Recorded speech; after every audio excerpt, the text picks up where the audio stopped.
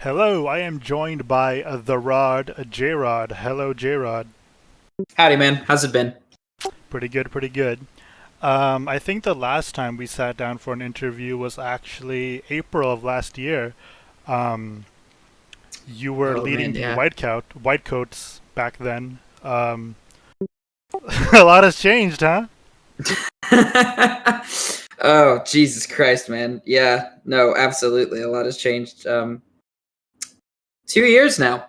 2 years now on all of this stuff, and this community finally comes to an end, and first day of retirement, basically. Yeah, no, had a whole different outlook. Um, I thought that after a full year, or like a year and a half at that time in the community, that I would be like, I think I've learned everything. I think I've gotten to a point where I'm in a good spot. Uh, I still had a lot to learn.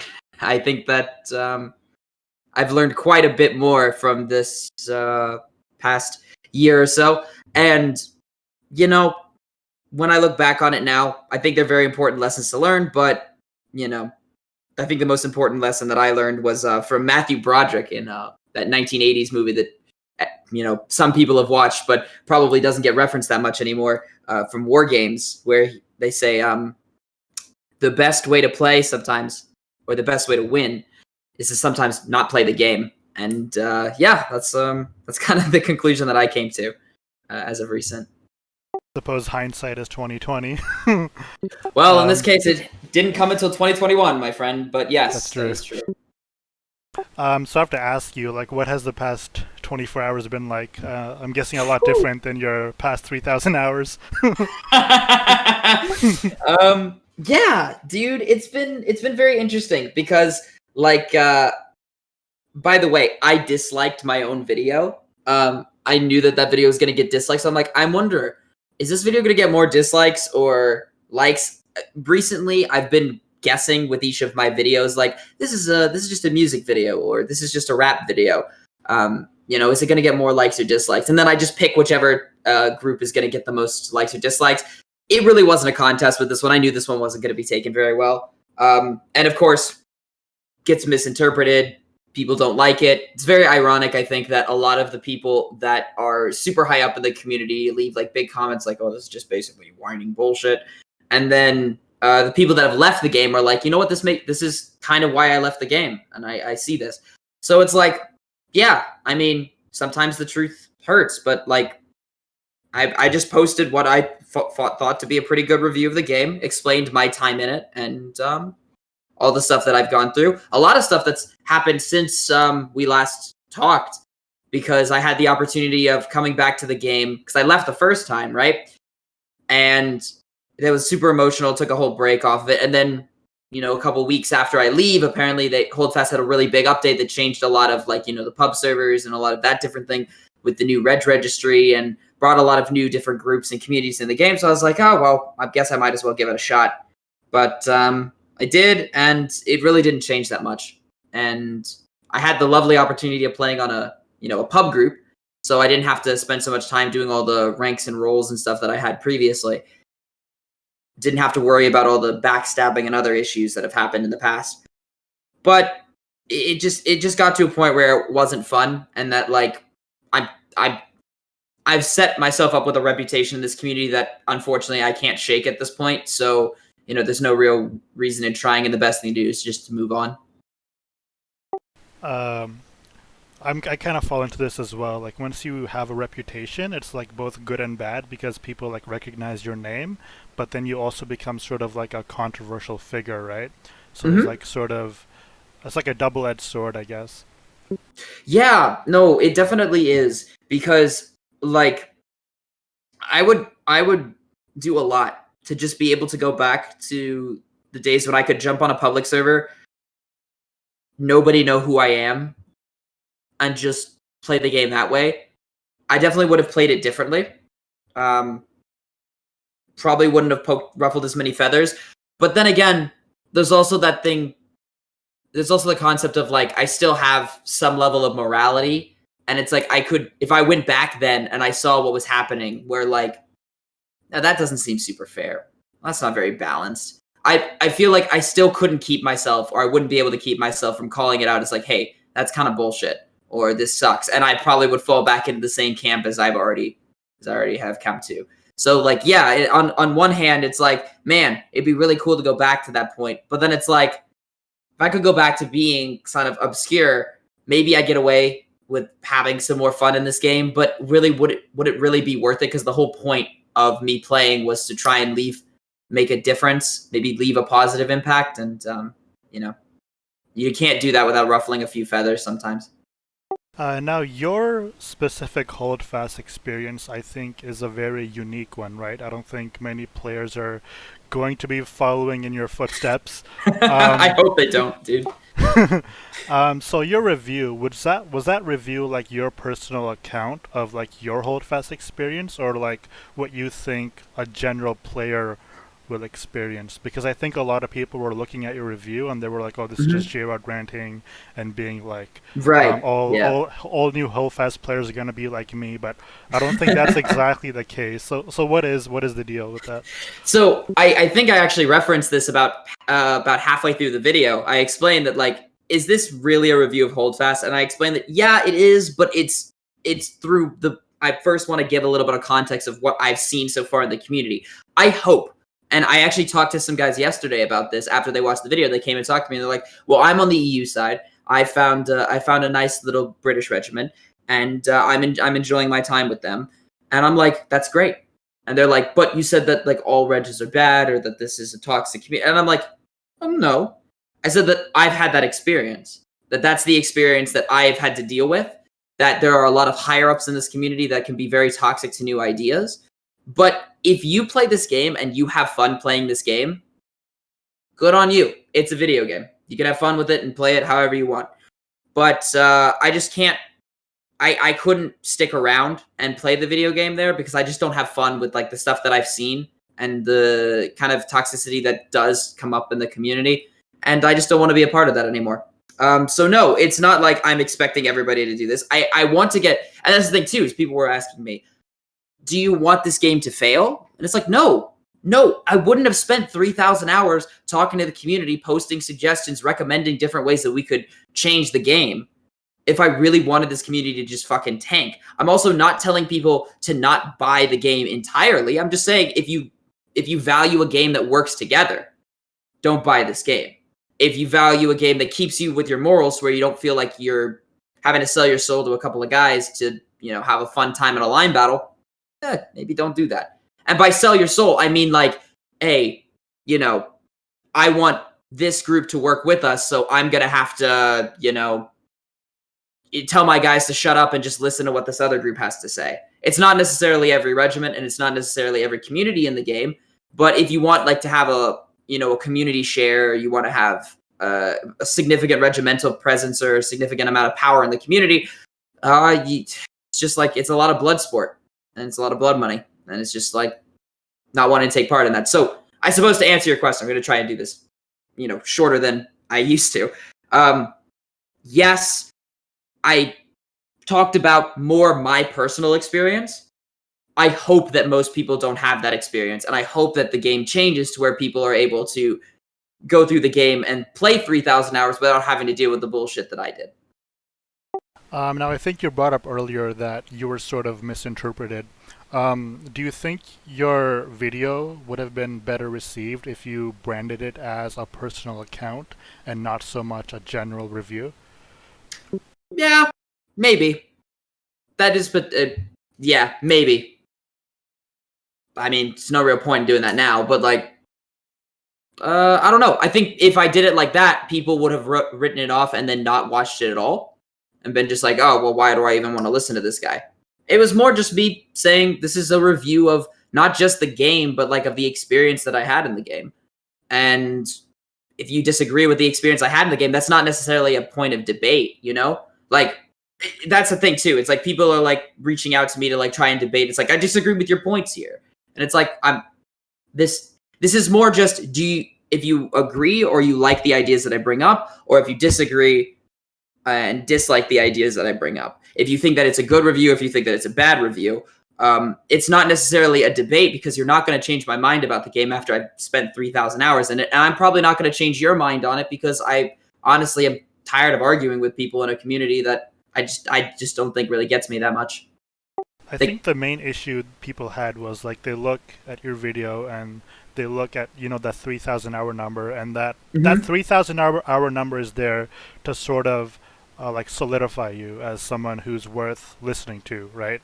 Um, Yeah. and sort of legitimize you, I suppose. So people like look at that, and then they also see at the bottom they say don't buy this game, and so they put the two and two together, and it kind Mhm. of seems like because of your very very unique holdfast experience, that was sort of like rocky, I guess.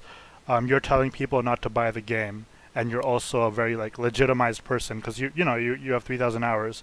So I think that kind of rubbed people the wrong way. Yeah. Probably.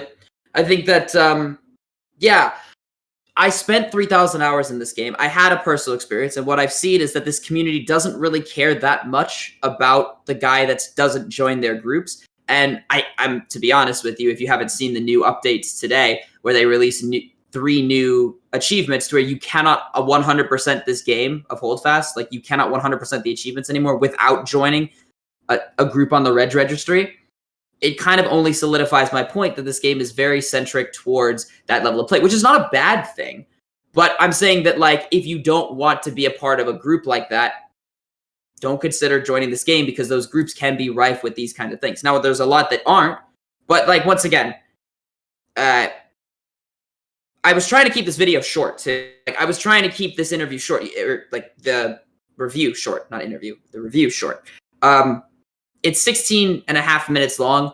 My average like video on the channel when I'm talking about stuff is anywhere from 20 to 30. If I had explained like at every second, at every juncture where I talked about a regiment, if I had said, hey, by the way, not all regiments are bad. Hey, by the way, this doesn't apply to all mods. Hey, this doesn't apply to all people in the game. Hey, this doesn't apply to every regional community in the game.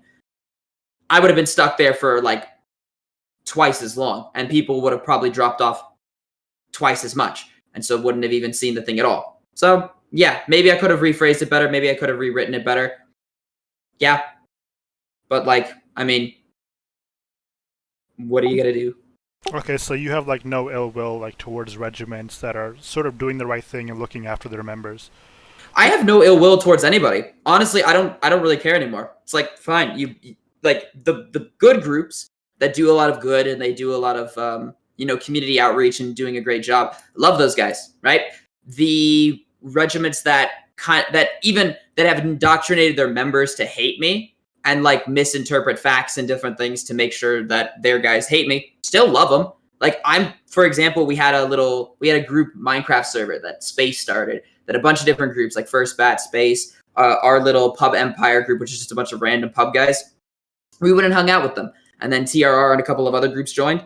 A lot of those guys, it was very one-sided, the hatred and the disgust. Because if you jumped in a Discord call with me and we talked, I wouldn't push you away. I'm just there to have fun.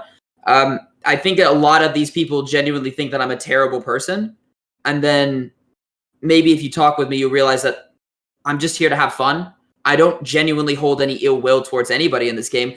And, it's sad. It's sad to me that the community just doesn't really realize its full potential, with some groups kind of harboring a lot of power in the game that leads to other groups not really having an option other than to do some terrible practices. But that doesn't mean that I'm going to I don't sit in my room or like eat dinner just stewing over the fact there's bad people in Holdfast. It's like you're gonna waste your time if you do that. And by the way, if you do that about a specific person, i.e., like if I don't do that about specific people, and I don't think people should be doing that about me, that's just a waste of your time because it doesn't affect me in any way. I'm moving on to a different community. I'm having my own thing. It's best not waste time with it. That is interesting. You brought up like sort of like the big regiment, sort of like swallowing everyone up, and you're pretty much talking about monopolies, right?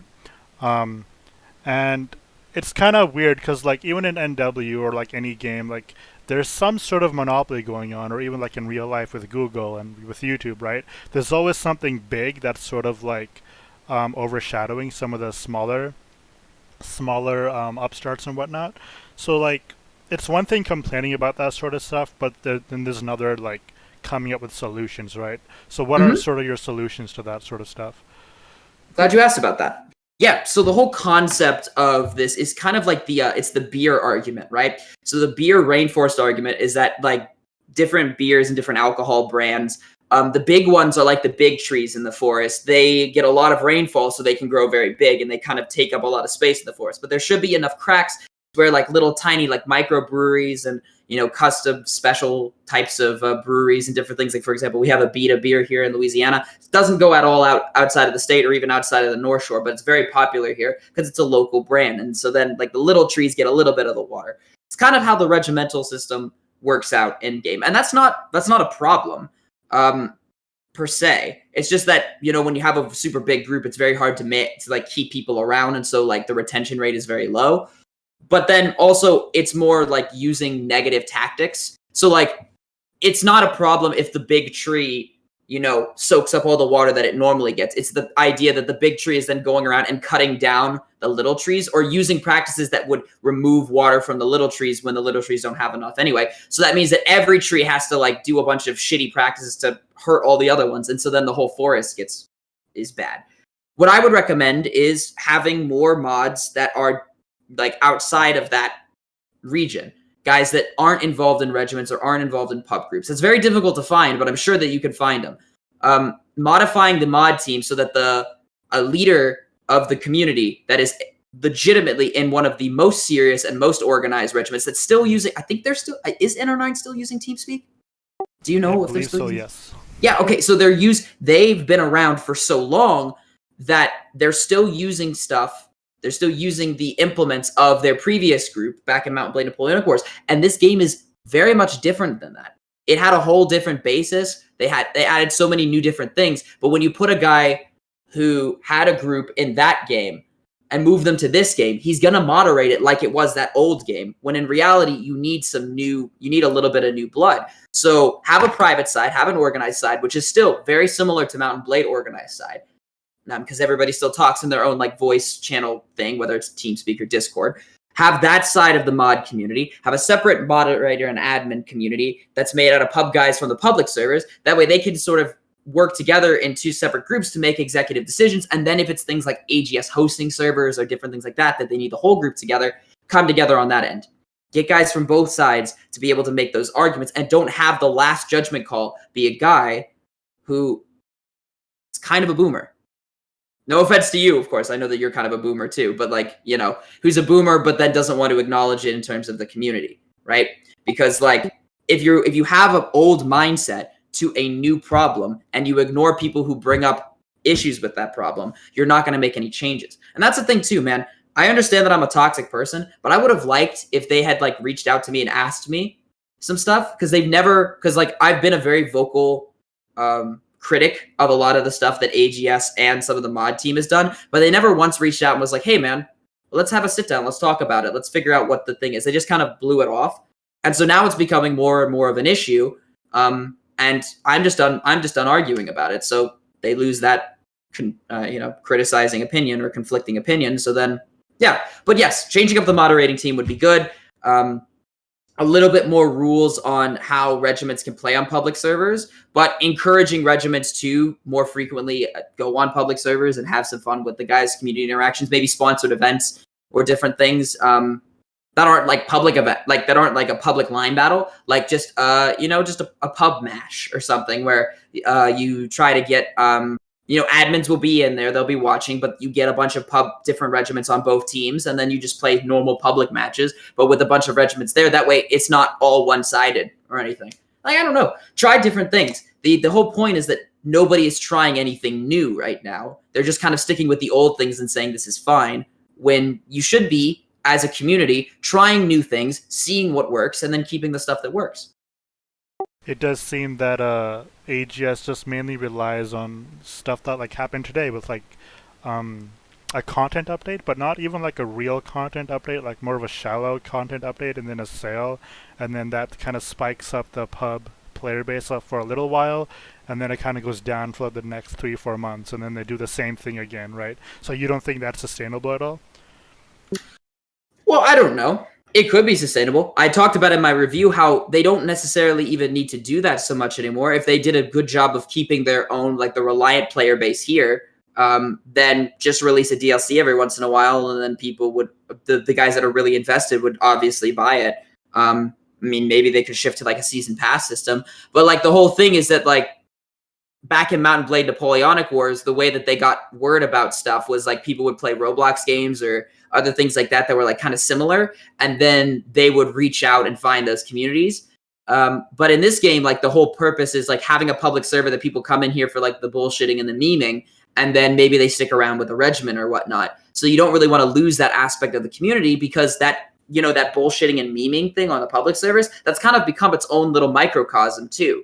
And just letting, if I was a dev or if I was a mod of any game, even if I didn't anticipate this, a community sprouting out around the game in a different way than I was expecting. Like, I don't know, maybe I was making a bike simulator and all of a sudden people were like making cool ways of doing unicycles and tricking them out. And it's like, that's not how I was expecting them to play the game, but they did. I wasn't going to then find ways to sort of remove interest from that thing to try and shift them over to the bicycle side. No, I would embrace that and prop that up as a new part of the community, because that's something that the community made itself. That's something that the community made popular. And I feel like a lot of the setup for this game was that they wanted so much people to fit into this kind of cookie cutter interpretation of how the game worked, that they completely outright rejected the idea of incorporating things from the community, and are only now just kind of opening up to that idea, but it might be too little too late. Yeah, I think you're talking about developer experience versus player experience. Like the developer has like a certain path that they expect the player to go on, but then the player takes a shortcut, right? Mm-hmm. Because they're not in the heads of the developers; they're just doing their own thing, right? Right. So we had the Italy update today. I heard about that, yeah. Yeah, I woke up to it and everyone's sort of angry. I'm told that I'm very thankful that that came out when it did, because it was like I was getting a huge amount of flack, for good reason, of course. When you call out a community, people are going to get, if they love their community, they're going to get super defensive about it. But it kind of shifted a lot of the hatred from me. Like, it was like, I was like, you know, I had a little campfire outside and like people were coming with the fucking hoses to come and try and put it out. And then all of a sudden a fucking big bushfire from AGS happens in the back corner and everybody turns and starts running at that. Kind of threw some flack away from me, which is kind of nice. I was expecting a lot more trolling and stuff today, but no, everybody's now focused on that. I actually wanted to ask you about that because yesterday it seemed that everyone was on the hate JROD train, and then today they're on the, oh, we love JROD train. So like, do you kind of see this community as a bunch of snakes? Okay, let me put it this way. I've been thinking about this recently. I think that this community is a lot like the French people in The Hunchback of Notre Dame, or Notre Dame. You know, when like they're all, you know, they have this whole underground community and they have their all festivals, and like Quasimodo like gets to be like the king of fools and everything and stuff. And then like the people are like, yeah, they're happy, they're rejoicing, and then all of a sudden like it changes in a moment, and then they just rip in him and like treat him like garbage and everything. I feel like that community does that stuff, particularly with me, I think, because even when they're like, yeah, JROD, let's go, it's still kind of like, yeah, JROD, the weirdo. And it's like, yeah, I mean, I know I'm weird, but like, you don't have to make a whole big deal about it. But yeah, no, dude, I don't necessarily think the community is snakes, but I would say that like the community their opinions can change on a dime depending on if you give them proof. And honestly, I think this content update that they just released was probably the most clearest presenting of proof that could have dropped into my lap to just kind of show what I was talking about. The game is very like regiments. If you're part of a regiment, I want to make this expressly clear. If you are part of a regiment, you are not a problem just by being part of a regiment. Having a group and having people that you associate in that group is not a problem. What I'm saying is that if, because the devs are only listening to high-level regimentals, they make the game more and more about regiment side, means that it's great that you have this experience, but there are a lot of other people who don't have the chance to have their fun in the game because of the way that the devs set up the game. So yeah, with this new content update, like think about this, okay? People have been complaining about how strong this the officer pistol is for a while. I think that if you nerfed the officer pistol in game, it would mean a lot of the guys who use the officer pistol and don't actually lead the team would leave. And then a lot of the guys who actually want to lead the team would use that thing. Like, swap the pistols around. Give support classes super strong pistols. That's fine. I mean, I don't care. But like, give the officers like that nerfed pistol instead. That way they have to focus on getting the team to work together. Otherwise, they're not going to be as good. And then maybe some guys will swap over and new guys will be able to fill in those classes and try new things. But no, instead of doing that, they removed the officer's ability to get on horseback, which I remember from a role play side, that's a really big part of it. When you ride up to a friendly, like a bunch of guys that spawn, and you stop your horse, you have it, key up, and then you're like, come on, we've got to get out to the front. And then everybody is like, oh my God, this man's on a horse, let's go. And they remove that ability from the public servers because I guess they hate role players. I don't know. Like, it's such a weird thing. Then Italy is it's a faction, but it's like a half faction. Personally, if I was going to release Italy, I would have said the client states update. And then I would have released Italy and Confederation of the Rhine. Because Italy was basically like an asset flip. They had a little bit of changing colors, adding green. It's like, I've seen that hat before. I've seen those, I've seen that vest before.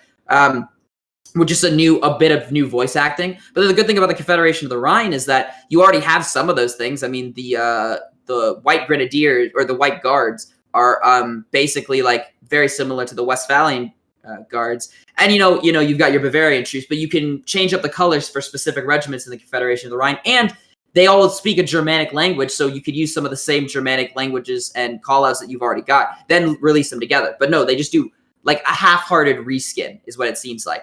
The only map that they add is a community map that was already made, and then they just tweak to make sure that you couldn't exploit it. And then, those, as I said, those 3 achievements that you have to join a regiment registry group. So it's not necessarily a regiment, but it is on the regiment registry to actually 100% the game.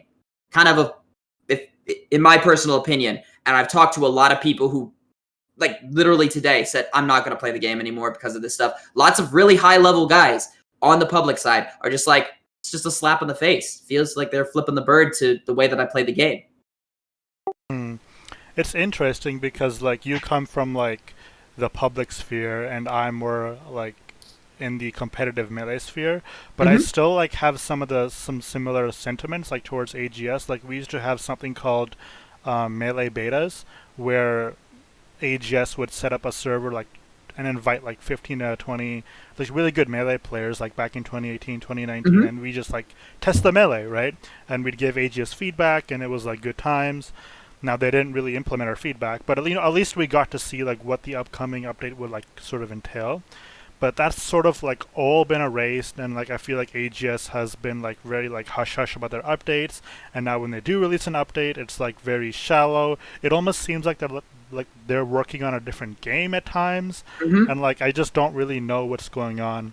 And then we have some other black powder games on the horizon, so now I'm thinking, okay, so if there's competition, will the standards sort of improve? I'm not really sure right now. Yeah, that's a good question.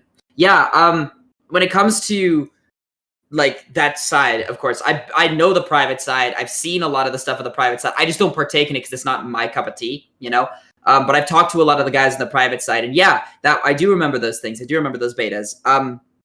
And the interesting thing is that I bring up, I don't know if I actually brought it up directly in the video, but I've talked about this recently too, is just why are there no town halls? Why do they not release this is we're gonna have a day to discuss things? I understand that it's oh well, because people come in and just VoIP spam. But it's there are a lot of other communities out there. I know plenty of Minecraft servers that actually have a similar amount of player base to this game that every couple months they host a little town hall thing where they allow people to come in. And if you're free to have ideas and different things, present different things to the community. It just genuinely feels like AGS doesn't really care about listening to their player base directly. They only want to pick and choose certain things. And that can be kind of detrimental. This is an interesting concept that I thought about today. In the suggestions bar, they only ever pick to do things that are super, super check marked, everybody agrees with. And that's fair, but I think that the idea should be, let's say, for example, I posted a suggestion about Port Nile, maybe changing up the map rotation so it doesn't come up as frequently. And this was split almost 50-50. It was more 60-40 for changing it up because they wanted to see less support Nile, 40 against, they wanted to see it just as much.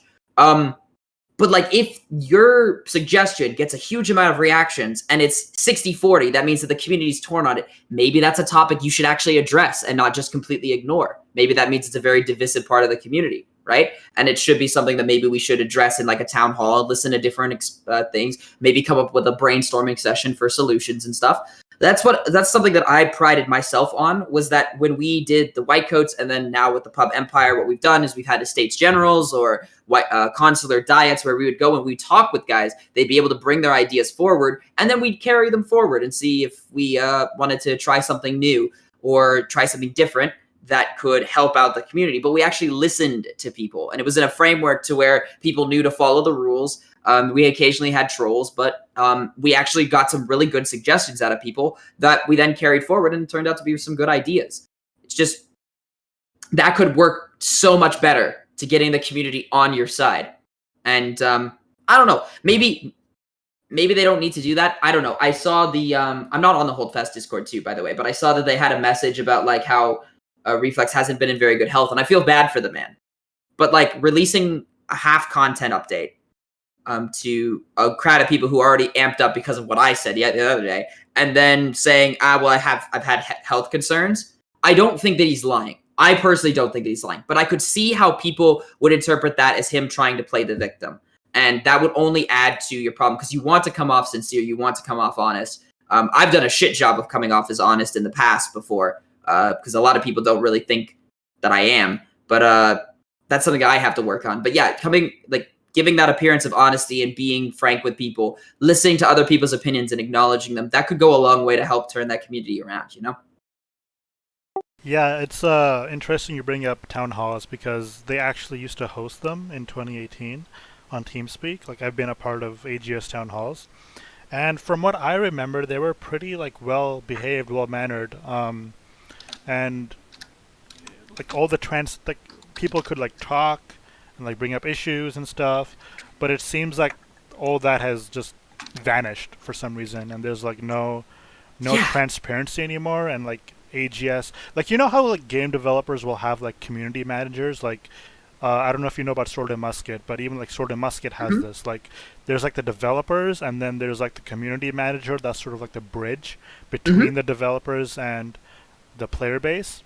And I'm not sure why, but AGS just refuses to have like a proper community manager that sort of like keeps the player base like up to date on stuff. Right. Dude, remember when they had a roadmap? Yeah, that was a while ago. Yeah, that was like 2017. Exactly. Like they've just, since like the very start of the game, they had roadmaps, they had all these things, and they've just been shifting slowly and farther away from it.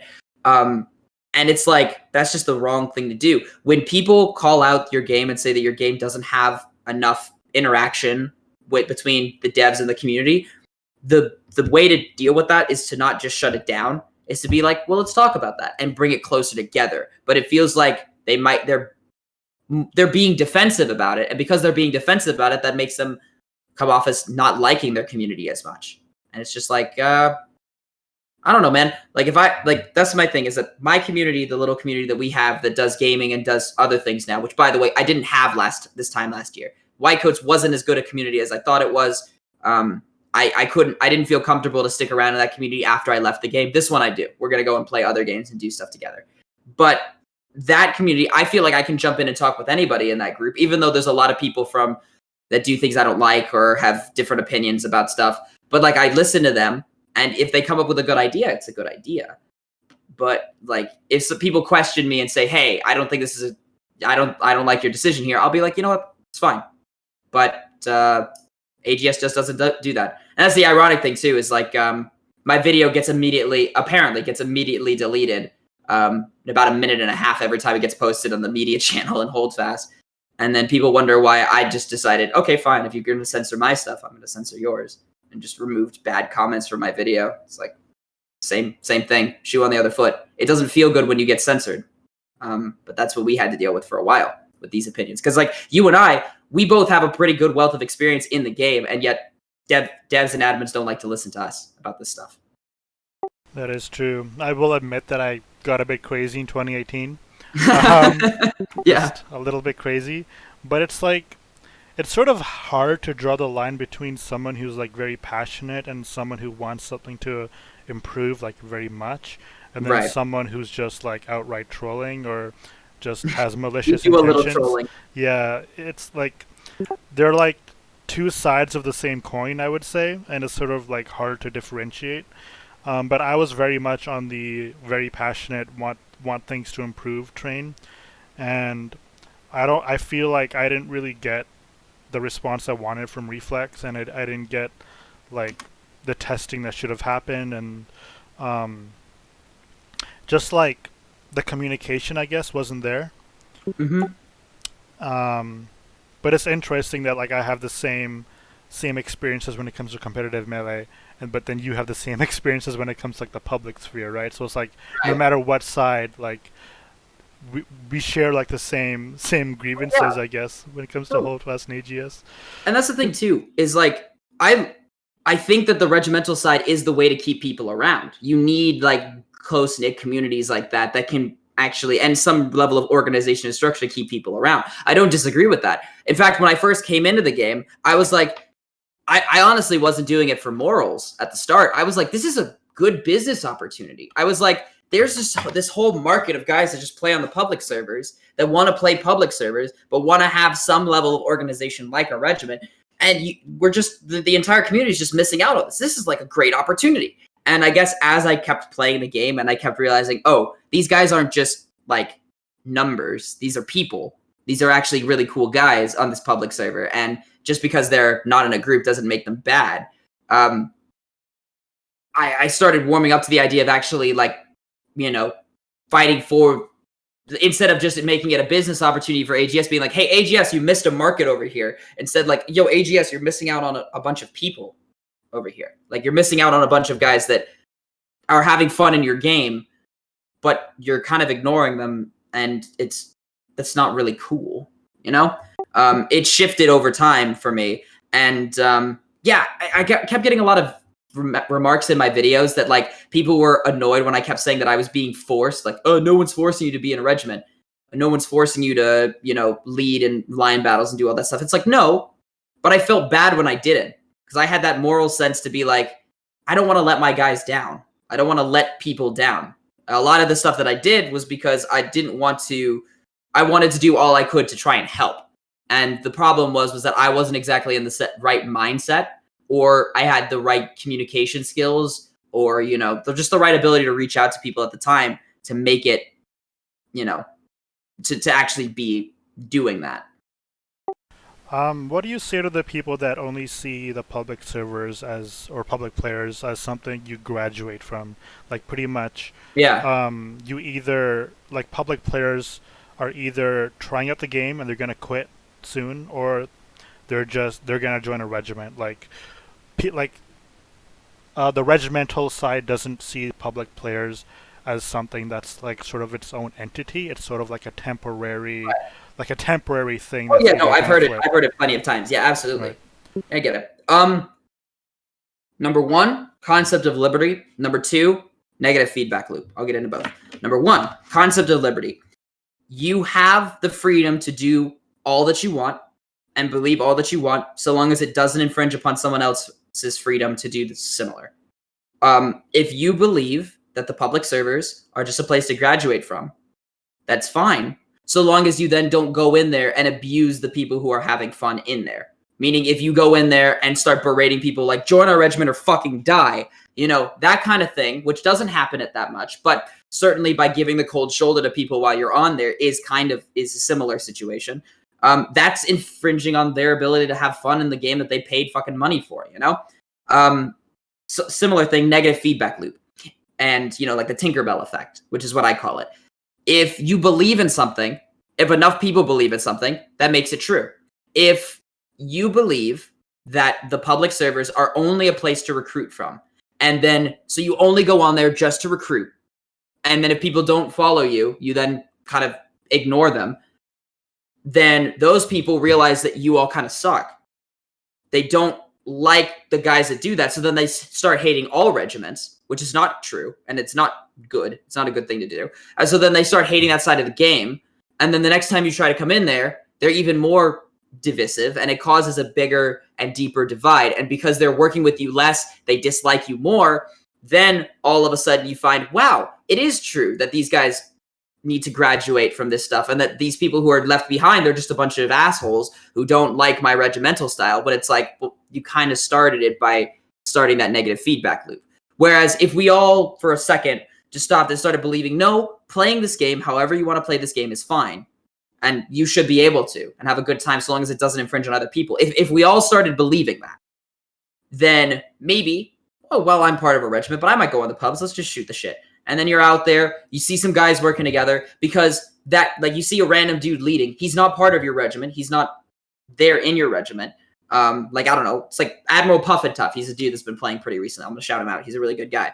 It's not in a regiment, but does a really good job leading. Like, let's say you're a regimental and you see that guy and you're like, you know what? Just this once, I'm going to work with this guy. And you guys have a fun time. You really hit it off. He doesn't join your group, but now you've made a friend on the pub service, and now the community has profited from that because you've got guys working together. You've got guys playing the way that they want to. And also, now that you have that interesting experience from that side of the game, you can go back to your regiment and do your regimental line battles and have a balanced mix of both. I said that in my review. I think that the way to keep people around long term is to have a wide variety of, game types and things to play. And I think that having a good mixed amount of public server game and line battle games kept a lot of people around. The longevity of the guys that were in the Whitecoats was way longer than groups like the Carrier and R9, because we tried to give that mix. And then also we reached out to our guys afterwards, saying after a couple of weeks and being like, hey man, are you still having fun? What can we do to help improve?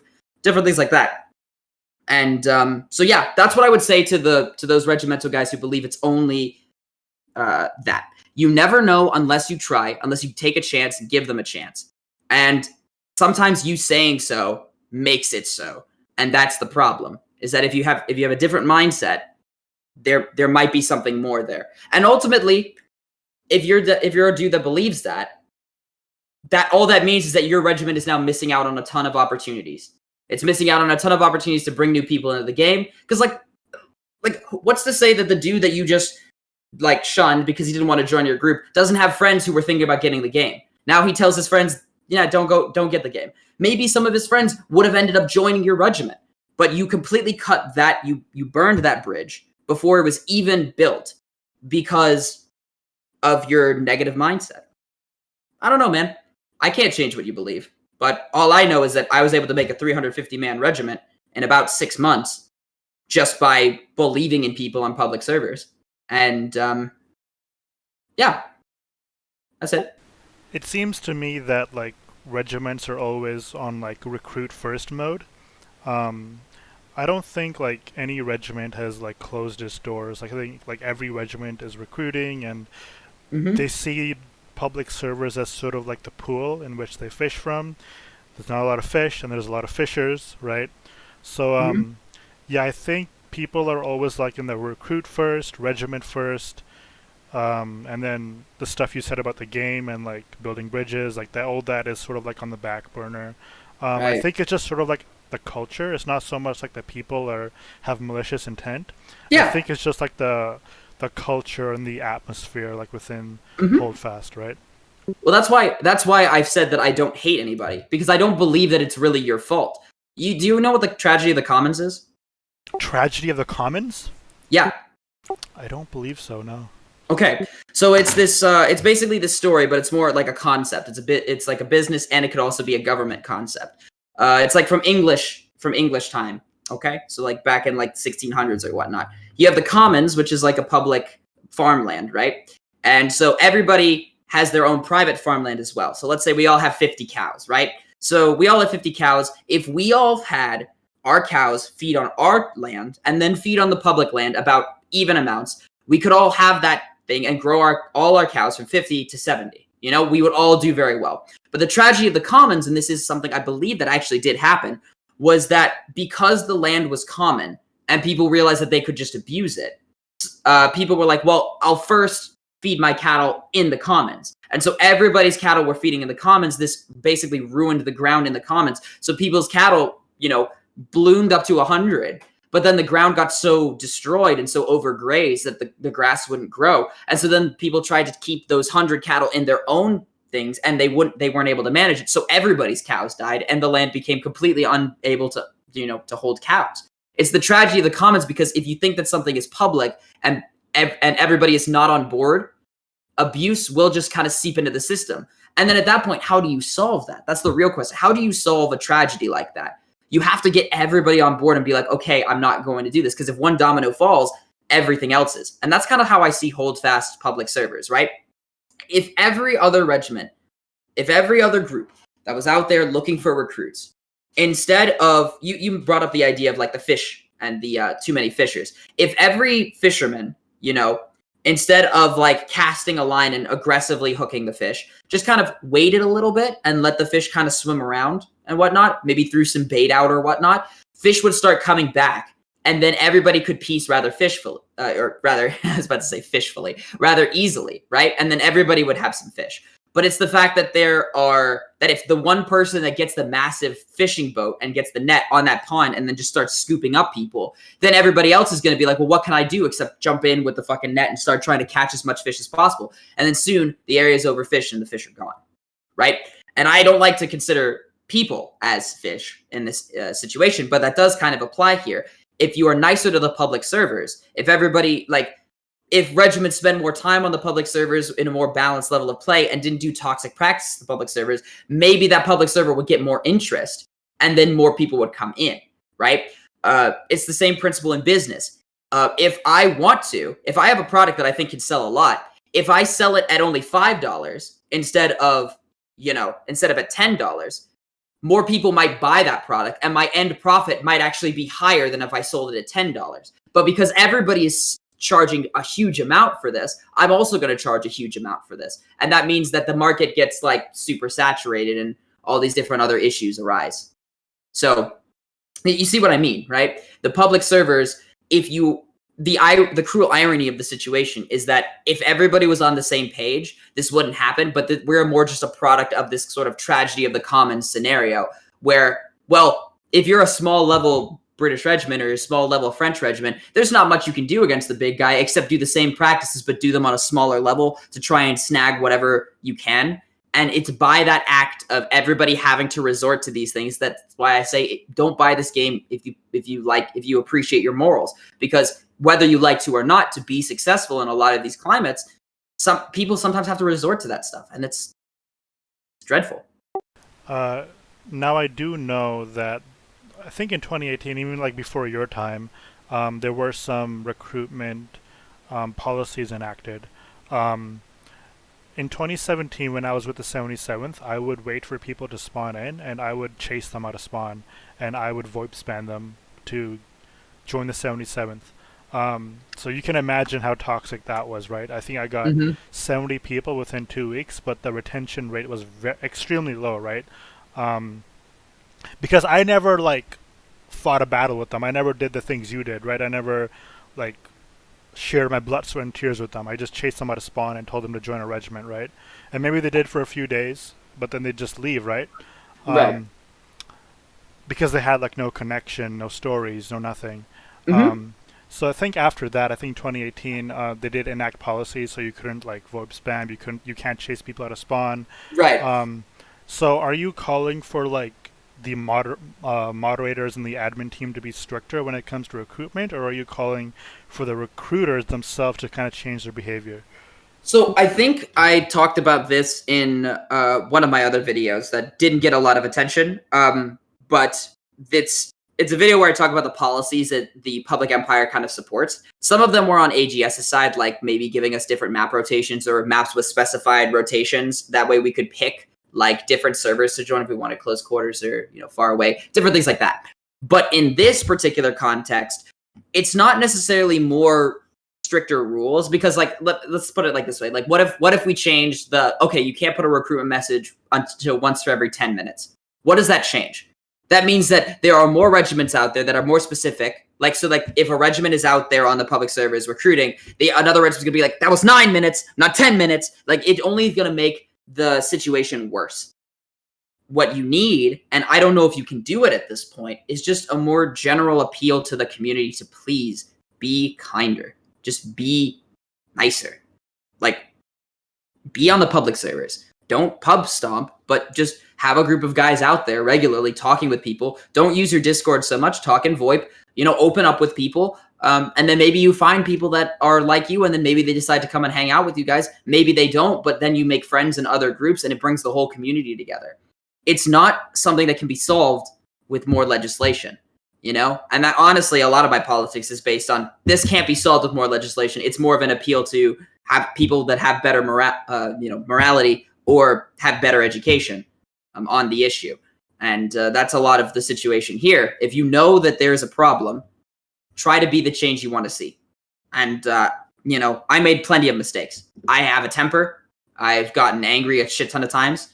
But one thing that I will say that I always did was I always treated those guys like they were my own. Like they were, you're just a random dude who probably doesn't even know how to aim his gun properly yet. You are the best soldier on this field. And I treated him like that. I held him to a high standard. That way, that guy felt like he was important and valued. And sure enough, they became important and valued because they valued that opinion. They valued having that feeling. And so they wanted to work together better to make things better. You'd be surprised what people do if you gave them the chance. But that's the problem, is that we have this whole community didn't give people a lot of a chance, or just made a mockery of the people who did, like myself. So, I mean, you kind of reap what you sow in that regard. This is sort of a weird comparison, but I sort of dealt with this in 2019 when I played RuneScape. So when I played RuneScape back in 2005, I was in grade 5. I was like 11 or 12 years old. And I was just playing to play. Like, I would go like all these different adventures, and like I would just meet new people, and like I didn't know where I was going. And like I was just playing the games as sort of like on the fly. But then when I started playing the game like 2-3 years ago, I was obviously a lot more mature, right? And I began looking up guides, and I began looking up the most efficient ways to play, and I began like not wasting any times and not going on any adventures and just doing exactly what I needed to do. And I kind of feel like that's the atmosphere right now in the Holdfast community. No one plays just to play, at least for the regimental guys. They play for efficiency. If I'm on a public server, I'm going to be on for 1 hour with a very specific task, and it's going to be recorded in my regiment entry, and I'm not playing to have fun. I'm just playing like for maximum efficiency because this is sort of a chore, I guess, right? So like, do you kind of see that with Holdfast? Yeah, I do. It's saddening, really, because and it's a big thing that I got with this game, right? Maybe, or definitely, I shouldn't have put as much time and devoted as much care into this game as I did. As much as like I've made some great moments and had some of the coolest moments ever in this game, it probably wasn't worth the amount of time, blood, sweat, and tears that I wasted. But I will say that if you go into it like that, that's all you're going to get out of it, right? If you go into it like it's just a business procedure, or this is just explicitly what I need to do, then that's explicitly what you're going to do. It's the same way that like a public guy who just comes into the game to like, he watched a TikTok. He watched a TikTok and he's like, oh, wow, this game is just for shouting at people. I'm going to go in and shout at people. I'm not going to open up. I'm not going to be nice to people. I'm just going to go in there and shout and, do stuff. Oh, this guy's trying to get people together. Hey, fuck you. And then not work with the guy, If you treat it like that, or you see somebody working together and getting people to fight together, or doing a role play thing, and you're like, hey, it's just a video game. That's all it's ever going to be to you. If you took the chance to open up, it could potentially be a thing that you get a lot out of. For example, I treated everybody like with respect and whatnot, or I did my damnedest. Sometimes I'd get angry, but then I'd be like, I'm sorry, guys, and I'd apologize, and I'd show that sincerity. And now I have a community of a bunch of guys who, like, if I said, hey, I'm not feeling too well, half a dozen people to a dozen people jump in immediately, like, hey, what's wrong, man? What's going on? Let's talk. And then even people that I haven't seen in a while, if they're on, they come in and we talk and we move forward with other things. Or it's like, hey, community game night, let's go do something. And then we've got people in there. I've built a community around being honest. And there are people that like I genuinely wouldn't have brought in if I didn't know it. Here, I got an example. Clint. You probably don't know who I'm talking about here with Mr. Clint, okay? because I just barely started knowing him around the last time I made this interview. But Clint is a 14-year-old. He's got like a squeaker voice, but he is by far the best commander that I have met in Holdfast, like on pubs or, just in general. Like, his tactical mind is awesome.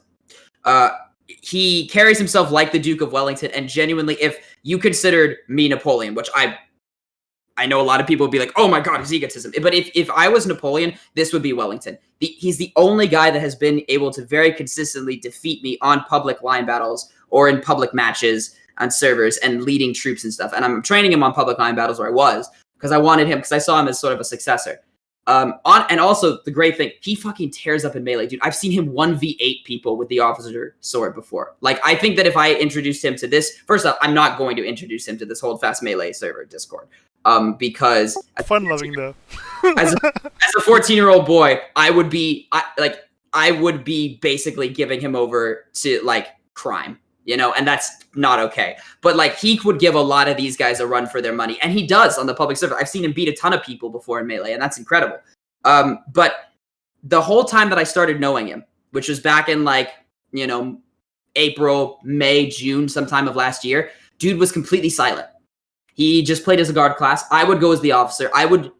He would just be there. He wouldn't actually talk to me. He'd just maybe type and chat every once in a while. But I would point to him and say, I'd talk to all of these different, here's the ridge line. This is where I'm planning on moving the troops. What do you think about that? Or different things. And I talked to him in that way. And then all of a sudden, one day in the middle of the summer, I came back through and he was leading people. He went as an officer class. He was leading people. He turned out to be one of the best officers this game has ever had to offer. At least on the public side, one of the best public commanders. He's still getting his feet on like leadership, on being assertive.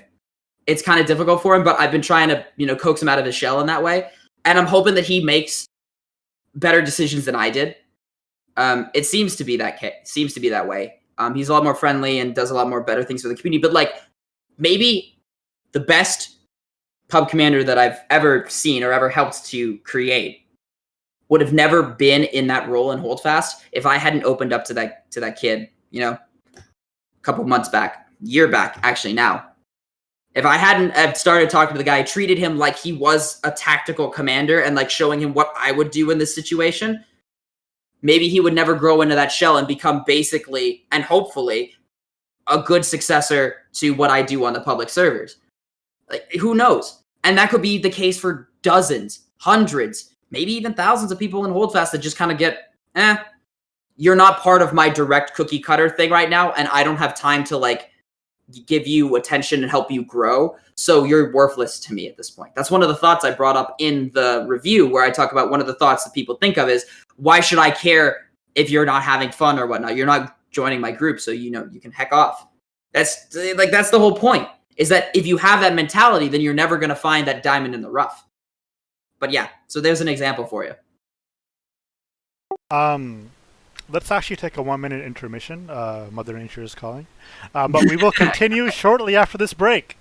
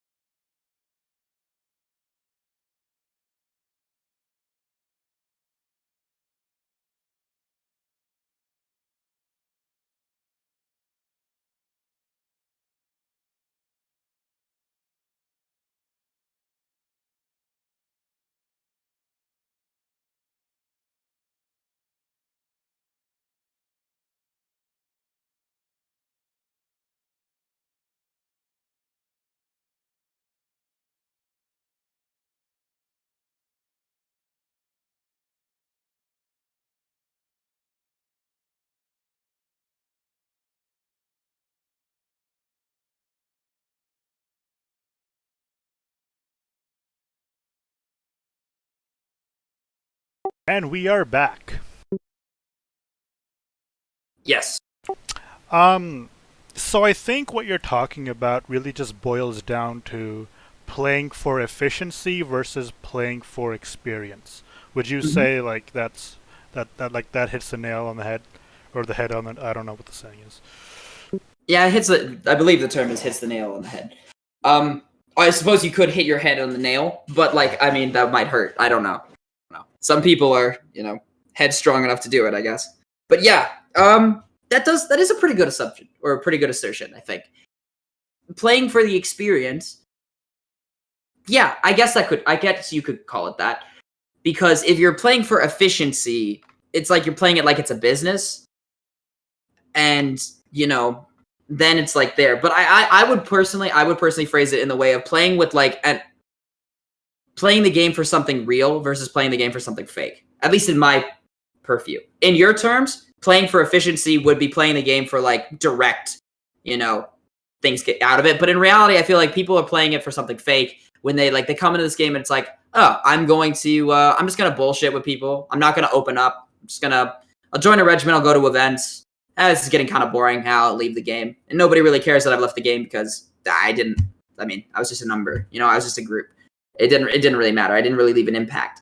Whereas being sincere seems to me, it hurts because when people are then like, oh, look at me, I'm J-Rod, and it's like, you don't even know me, dude. You don't even know what I'm like in real life. You don't even know what I have gone through. You don't know the trials and tribulations. And then you're making a quick assumption about me in like the 5 or 10 minutes or 15 seconds of fame. As opposed to being sincere all the time, which I do. It does hurt with that. But the benefits are that you get to be real with people. You don't get caught in lies. You don't get caught in deceit or trickery. And like, even though that shit might happen to you and people might treat you bad, you might find people who really resonate with you being real, and they'll also be real with you. And it's really good to have that connection with people. So yeah, I guess it is an experience of being sincere and explaining things to people and really trying to care about other people that not a lot of people get. And I don't think gamers get that a lot. I think that when you are able to play a video game and pick it up and drop it, when people talk about how cyberbullying them until they cry, then, cyberbully them for crying, or, the real best way to stop being cyberbullied is just turn off the computer. With that level of detachment where you can detach yourself from the hatred and whatnot, it means that you also tend to detach yourself from the genuine connection you could make with somebody. And so I do my best to try and be real with people and try to be sincere. And because I am sincere and I do try to be real, that means that sometimes some real emotions come out and I can get angry or frustrated or whatnot.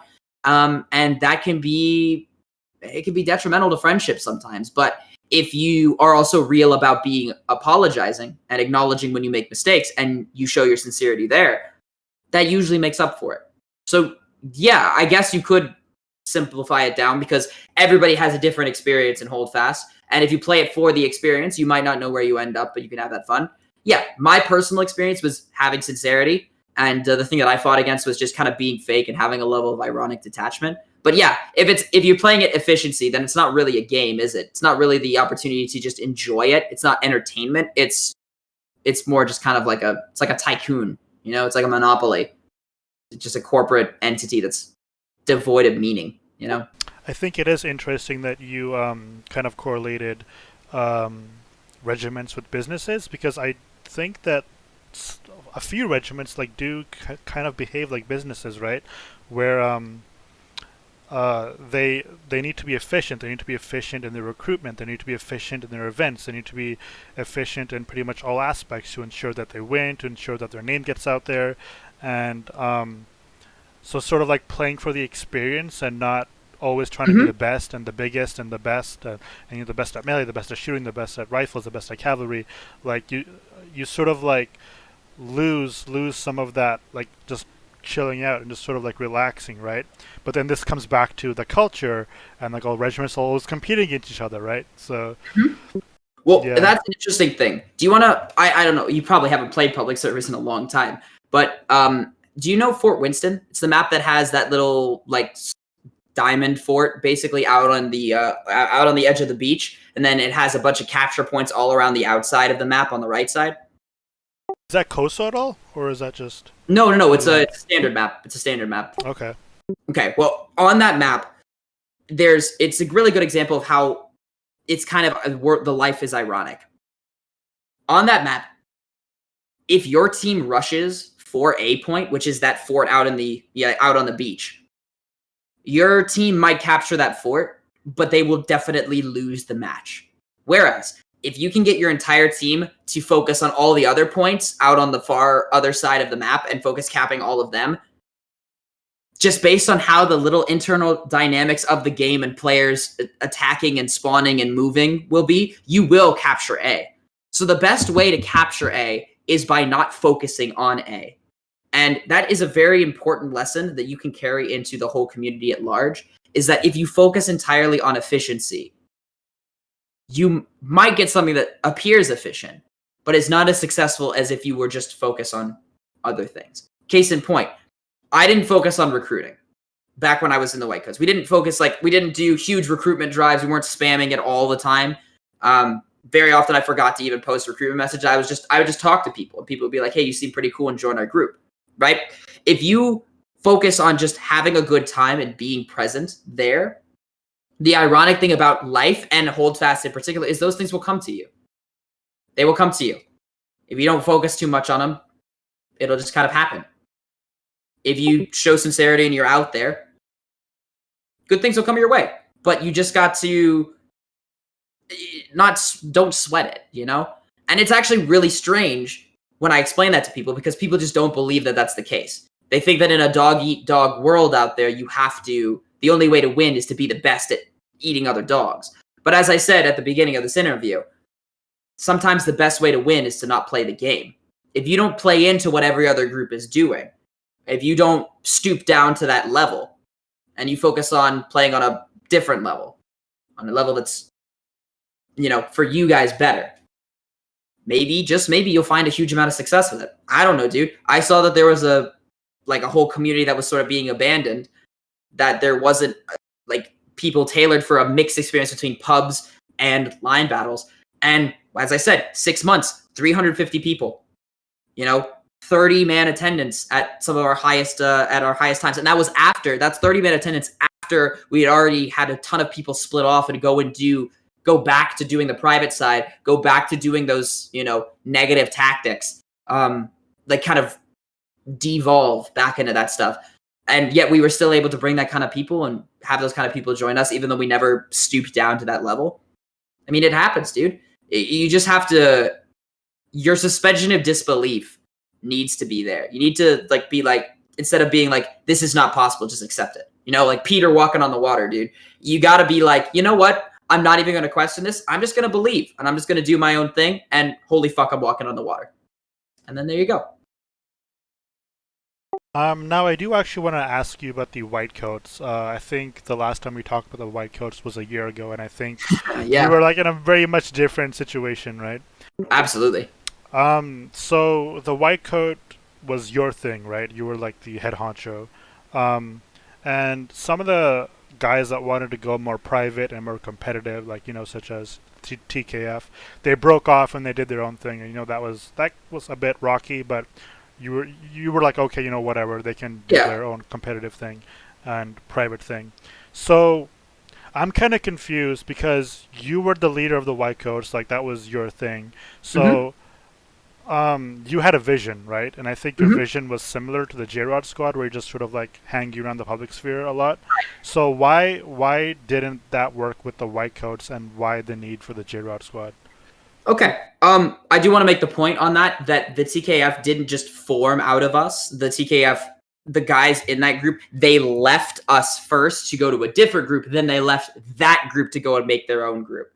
So they bounced around quite a lot. And I think it's an important distinction to make, because they showed that they weren't happy with what they were doing until they found their own little niche. And that's something that everybody needs to do. They need to go around and try their own niche thing. Personally, if I could have done it again, I probably would have stopped the white coats then and there. I probably wouldn't have tried to keep carrying on a group where I'd lost so many officers off to go and do the private side and all of that stuff, and instead just kind of refocus as a pub group. Because back when I started the white coats, pub groups didn't really exist. We didn't get, when I started the group, it was a pub group. We didn't have ranks or tags or anything for that first month and a half, and nobody took us seriously. We weren't even a thing to be talked about. it was by becoming a regiment, started going to events, started talking about the public side or the private side, that made people then be aware of us. And then later on, after a couple of months of us existing, BB came around, and then I started helping BB grow into a thing. And now pub groups are very prevalent and very accepted in the community. And now, granted, when I say very accepted, I mean that they are here, and no matter what AGS does, they're not going to force them out now. But they are, they are present now, and they're doing pretty well. So, in that sense, why didn't I take it in that other way? Why did the white coats not work? Yeah, I think it was because of that internal struggle. Power corrupts, man. And I don't want to hype myself up. I don't want to seem like an arrogant or egotistical asshole, but I saw that my group was falling apart because people were so power hungry. And I thought that I could make a group that didn't have that power struggle. But it's that irony again that in making a group that was focused on having everybody having a say meant that people who really wanted power would, group people together. They'd form their little parties. They would, talk behind other people's backs and try to, manipulate things to get that power. Ultimately, what I found is that if there is no power to be had, if it's all centralized in like just a pub group where there are no ranks or tags, then that makes it so much easier. But like, yeah, I couldn't have done that when I first started the white coats. So we tried the regimental thing. It ended up not working out, and the group just kept splitting and fracturing apart. It also was an interesting power dynamic too, because I kind of cringed, not gonna lie, when you said that it was my group, because it's like, well, I had so many other people there. But then I started thinking, and I remember all the huge amount of time that I spent working on everything each week. Like, legitimately speaking, I was working 8 hours on Sunday to do everything to get ranks up and medals up for people who probably stuck around in the game about an average of about a week. There'd be a lot of people that would stick around maybe a little bit longer, but like half of the guys that I remember giving medals or awards to or ranking up didn't even respond to that rank up, and they would be gone pretty quickly out there. It's just like, why am I doing all this work? Why am I spending all this time doing this work for guys? And it's because I was genuinely trying to be selfless. I realize that now, that I genuinely had a little bit of care for my fellow man there, and I was just trying to do something good. But like, it's just, you got to pick your battles. And that was one that was worth it ultimately at the end. There wasn't a payoff to that amount of work. Normally other regiments, I'm told, have people who everybody's like coordinating, higher ups really coordinate in that way. After all those different split offs and where almost all of my officer corps kind of left, I couldn't do that. And I think a lot of people got spoiled. I'm gonna be honest. A lot of higher ups got spoiled with not having to do work. A lot of the common player were so spoiled that they just expected me to do all this work. And that's why when I say in the video, I didn't like feeling forced. It's because like people were like, hey man, where's the ranks report? Hey man, when am I going to get a medal? Hey man, when am I going to get promoted? Blah, blah, blah, blah, blah. It's just like, just enjoy the game. Like, can we just have some fun? Do I really have to do all this work? And it's like, in my mind, at least at the time, I thought, yes, I had to do all this work because I made this group. I owe it to these guys.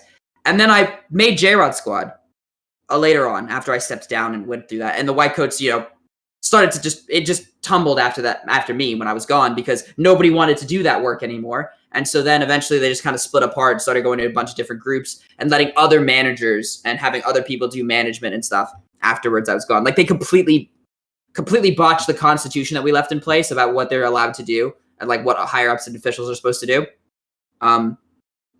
But they all botched all that stuff. Then I made the JROD Squad, and I realized, oh, if they're really good friends of yours, if they actually care about you, they'll reach out and talk to you.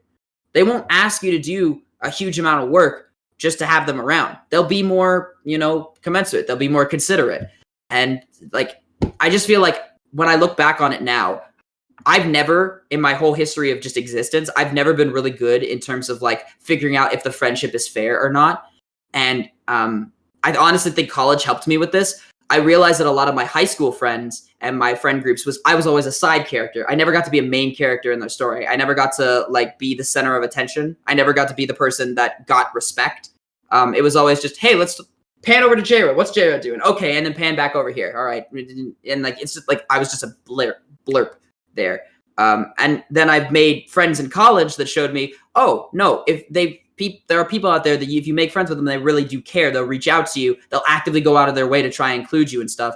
And that's what I found in the JROD squad. And that's why I'm really true with these boys. And that's why I'm confident that now that I'm in retirement, my old man sitting on my porch with my iced tea, I can go and play other games with them. And they have no business or qualms with that I'm no longer playing Holdfast with them. They're not going to be like, oh, well, why aren't you playing anymore? We need you, blah, blah, blah. No, they're just going to be like, it's all cool. Let's do something else.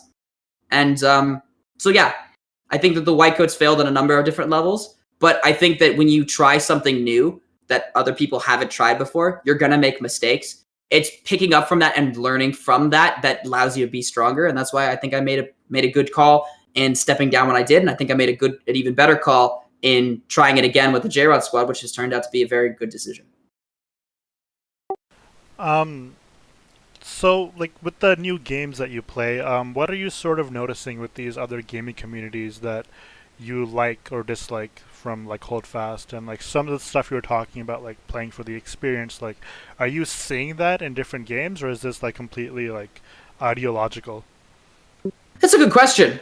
So if you've played 3,000 hours of anything, you know that it takes up a huge amount of your time. And I haven't played in a lot of other gaming communities.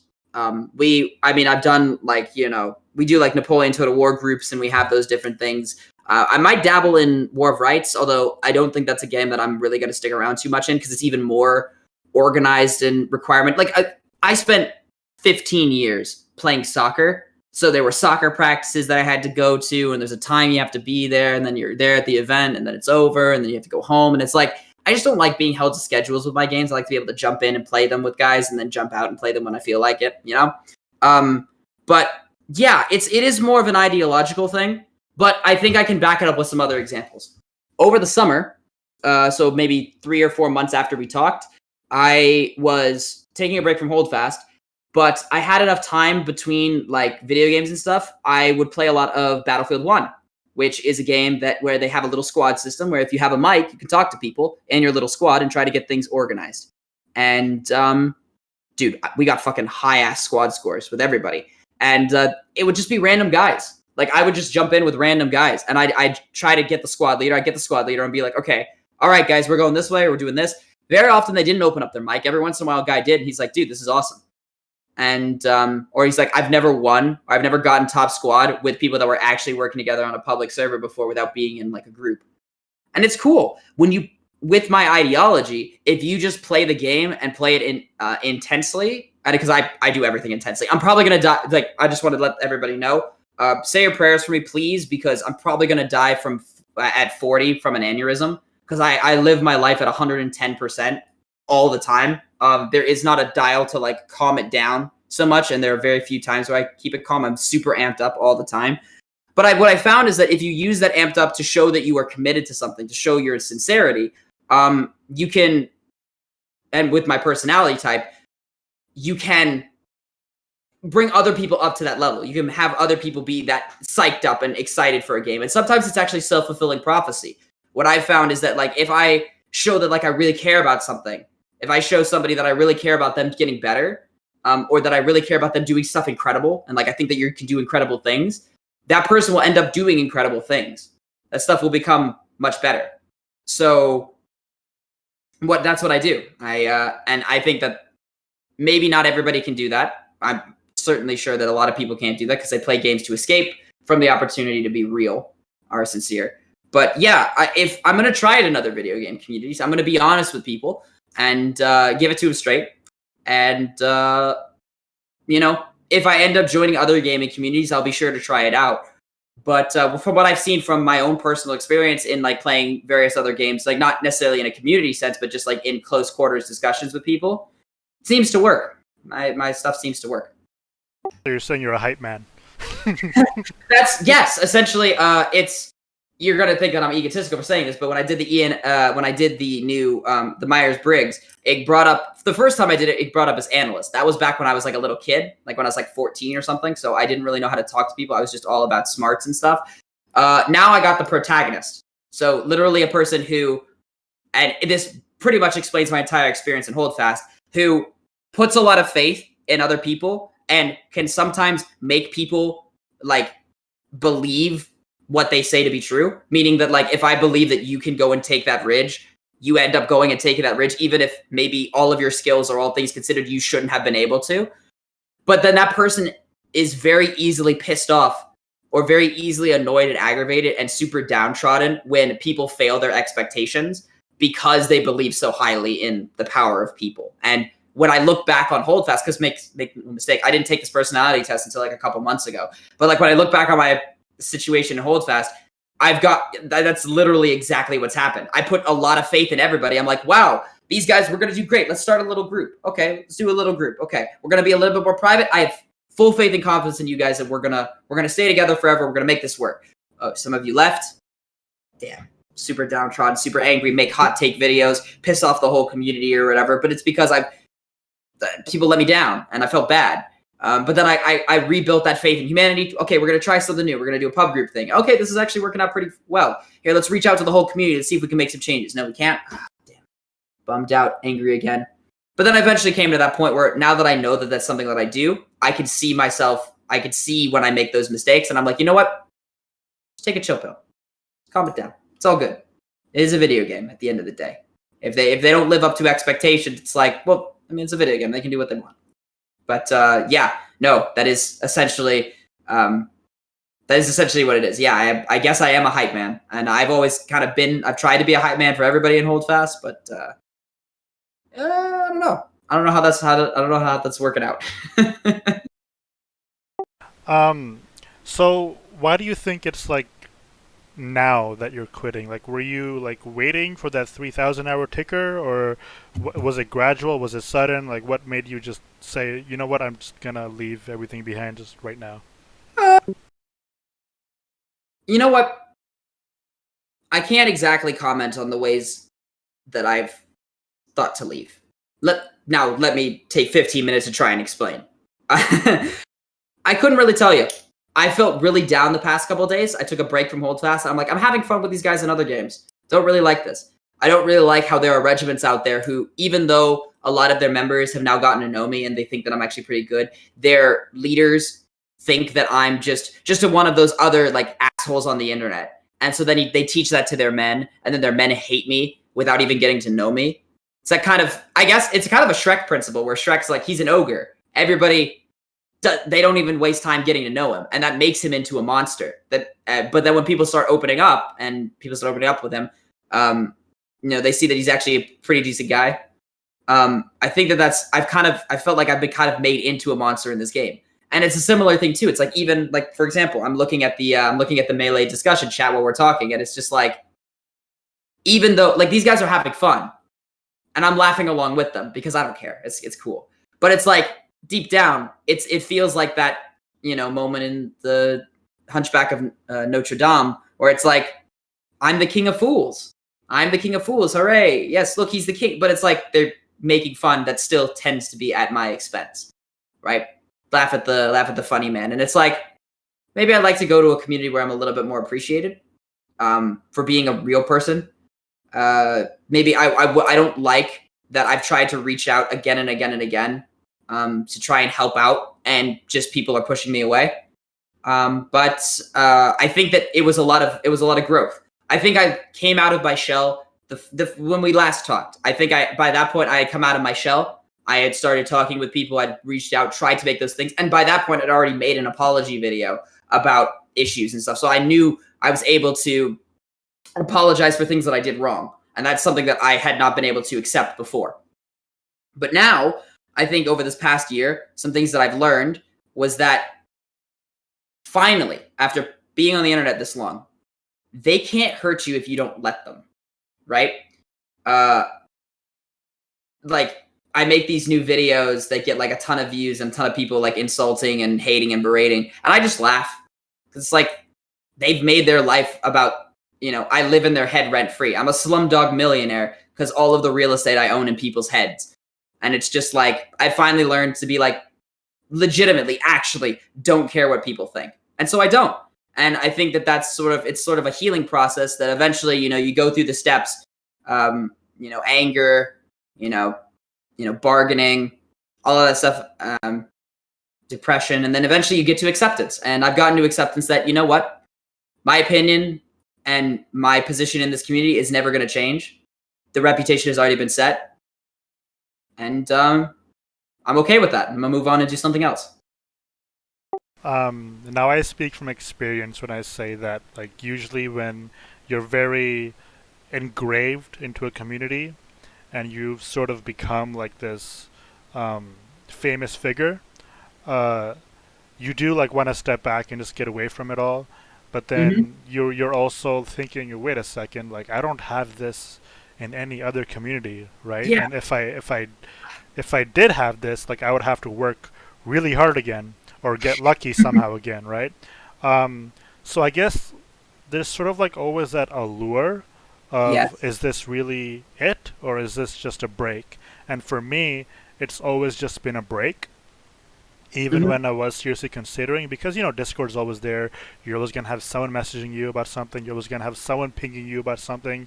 You're always gonna. It's kind of like Scarface, or Scarface or Godfather, where he says like, every time I try to get out, they pull me back in, Yeah, right? exactly. Right. So like, do you kind of feel like you're gonna be in a similar situation, or is it kind of unpredictable? I've had situations before, and I know. I mean, you're a melee guy. You love the melee of this game. My equivalent, I suppose, would be those moments when that big chunk of that line that's been talking shit about you is marching down that field, and you've got all of your random pub boys, gentlemen who are probably still looking down the barrel of their musket, like, did I load it? Did I load it? Like those kinds of guys, and you get those guys to kick their ass. There is nothing better than to silence. Like, for example, a couple weeks ago, maybe it might have been a month at this point. Everybody was complaining. JROD, do something. JROD, win the match. Blah blah blah blah blah. You guys are sitting back too much. It's like, fine. You want me to step up? Three enemy lines, three enemy regimental lines, organized regiments calling us out, talking shit at us on the quarter. Guess what I do? Take my big public line, move it around to the left, stand directly like 20 meters away from them. All of them go running back. We shoot in volleys after volleys after volleys, staying there, absolutely decimating these three organized private lines. They were like, oh, come over here. Come over here. So we went over there. We kicked their ass and then we won the game. That one move won us the game because we were losing by 20, came back and won it by about 15. So that was the crisis point. Those moments are amazing, dude. It is such an endorphin rush. It gets your heart pumping like crazy. I imagine the same way that it does when you're fighting in those finals in a melee tournament. But it gets that because I'm not good at melee. I'm not good at shooting. Those are the moments that I live for. But I don't know. There's something more important than that now. I think I've had my share of that. After 2 years, I think I did the statistics and the math about this a while back. The amount of games that I've played, the amount of games that I've won, the amount of games that I've lost, I think I've done enough. I think I've done enough of Hold Fast. I don't think this is going to be a game that I come back to. Because you might be like, you make a very good point. Can you take this and translate all that work? Are you going to be able to get that in every other community? I don't know. With a specific set of skills like melee, maybe not, because it's very specific to the particular game. But the lucky thing for me is that those kind of skills, leadership, acknowledging when you're wrong,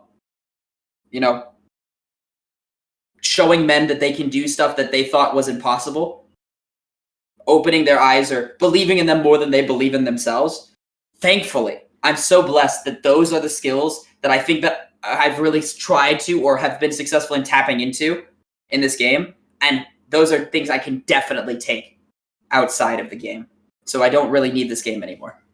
It took me forever to figure out that those were skills that I could build, and it took a lot of time to learn them.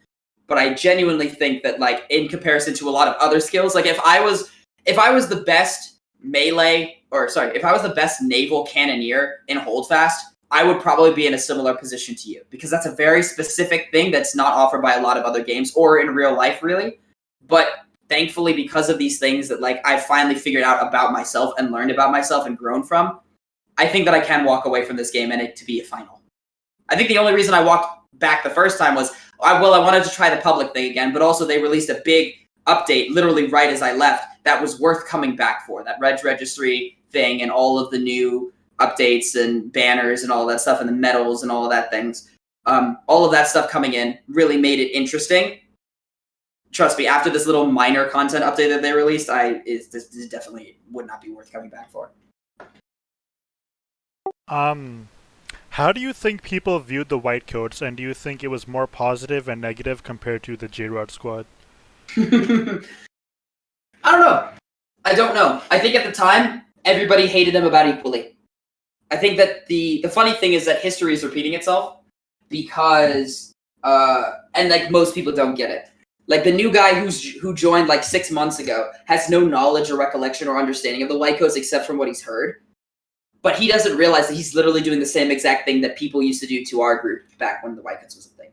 You know, we got the same amount of hate as we did, because whenever you're trying to, for example, like back in the day, they used to call the white coat guys like they were cult members. They were cult members. They were groupies. They just listened to JROD and only accepted what JROD said, as they were told this by their group leaders who they just followed blindly. You know the irony of that kind of setup? That stuff definitely happened back in like December and November of 2019. With the JROD squad, it's a similar situation. It's like, okay, yeah, they're all, I mean, it's called the JROD squad, so it's all about him. They like just praise him and worship him. As you continuously think about JROD and track how many kills you get on JROD during your line battles, as if you're not also very much, you know, in that same kind of reference of me living in your head rent free. It's super ironic that it's happening the same exact way as before. I think that eventually the community will die down about JROD squad, or maybe they won't. Maybe they won't after I've basically lit a match at a fucking nitroglycerin plant with my review and calling out all the stuff that I saw. Maybe it never will. But I don't know, man. When you try, here's my thing. When you try to fix something, you are never going to get everybody on board. Particularly if it's a system where some people benefit more than others, you're not making genuine change unless you ruffle some feathers. There is no way. If a community is as messed up as that, like if it's a community that needs genuine change, else it's going to like slowly dwindle. The changes probably are going to require, you know, there are going to be people that are going to be angry about those changes, especially if it's based in sort of a little bit of exploit of others and a little bit of a lack of, you know, morality or sense. It's going to cause that same thing. So like, I just take it on the nose, and I talk to my boys about that pretty frequently. Talk to my guys and they're like, yeah, we kind of see that. Like they still get berated in the same way that the white coats did. And it's not cool. It really isn't. Like they don't have the same direct beliefs as me. They're not my fucking goons. They just wanted to play the game with me because they thought that I was a cool chap. That I made the game fun for them. The same way that like I wouldn't go out there and say, oh well, this group is terrible because their guy is terrible, so you should hate all of them. It's like that's a stupid thing to do. It's just promoting more hate in a community that needs more coordination. Like this is a team-based game. This is supposed to be about coming together as different teams and working together. There shouldn't legitimately be hatred in this community, and yet there is. And it's like, that's why I'm a very strong proponent of, don't actually think that I hate anybody in this community. I don't. Not even like Getty, not even like the devs, not even like the admins, not even the people that have shouted insults at me. They don't know what they do. They don't know if they've heard or not. They're just there to like throw, you know, they're just there to get attention, right? You shouldn't be hating people. And it's the fact that like, yeah, JROD squad and the white coats get the same amount of hate, except this time we know how to brush it off a little bit better and not get super bent out of shape and like make apology videos for shit I didn't do. Or, you know, be like, I'm sorry, we're trying to do this stuff. Like that just makes you look weak. It's like, no, I'm not, I didn't do anything wrong. And deal with it. You know, that doesn't exist in all of those cases. I mean, if somebody gives me positive feedback, I'm going to be like, yeah. And if somebody in the group is like, hey, you know, we're getting a lot of hatred for this thing, JROD, you should really talk about this. And I'll go and talk with that person and try to alleviate the ills. But like when it comes to just people being like, hey, you guys are a bunch of, and then just going off and like, you know, a bunch of explicit expletives and slurs and stuff. It's like, that's just not necessary. That's not cool. But yeah, we do get it's basically the same thing as it was before. But that's how you know that you're making a difference. Now, I do want to talk about two special people in particular. Oh boy. Um, I want to talk about K-pop and Cool Guy, actually. Oh, okay. Not Yeah. the people I was expecting.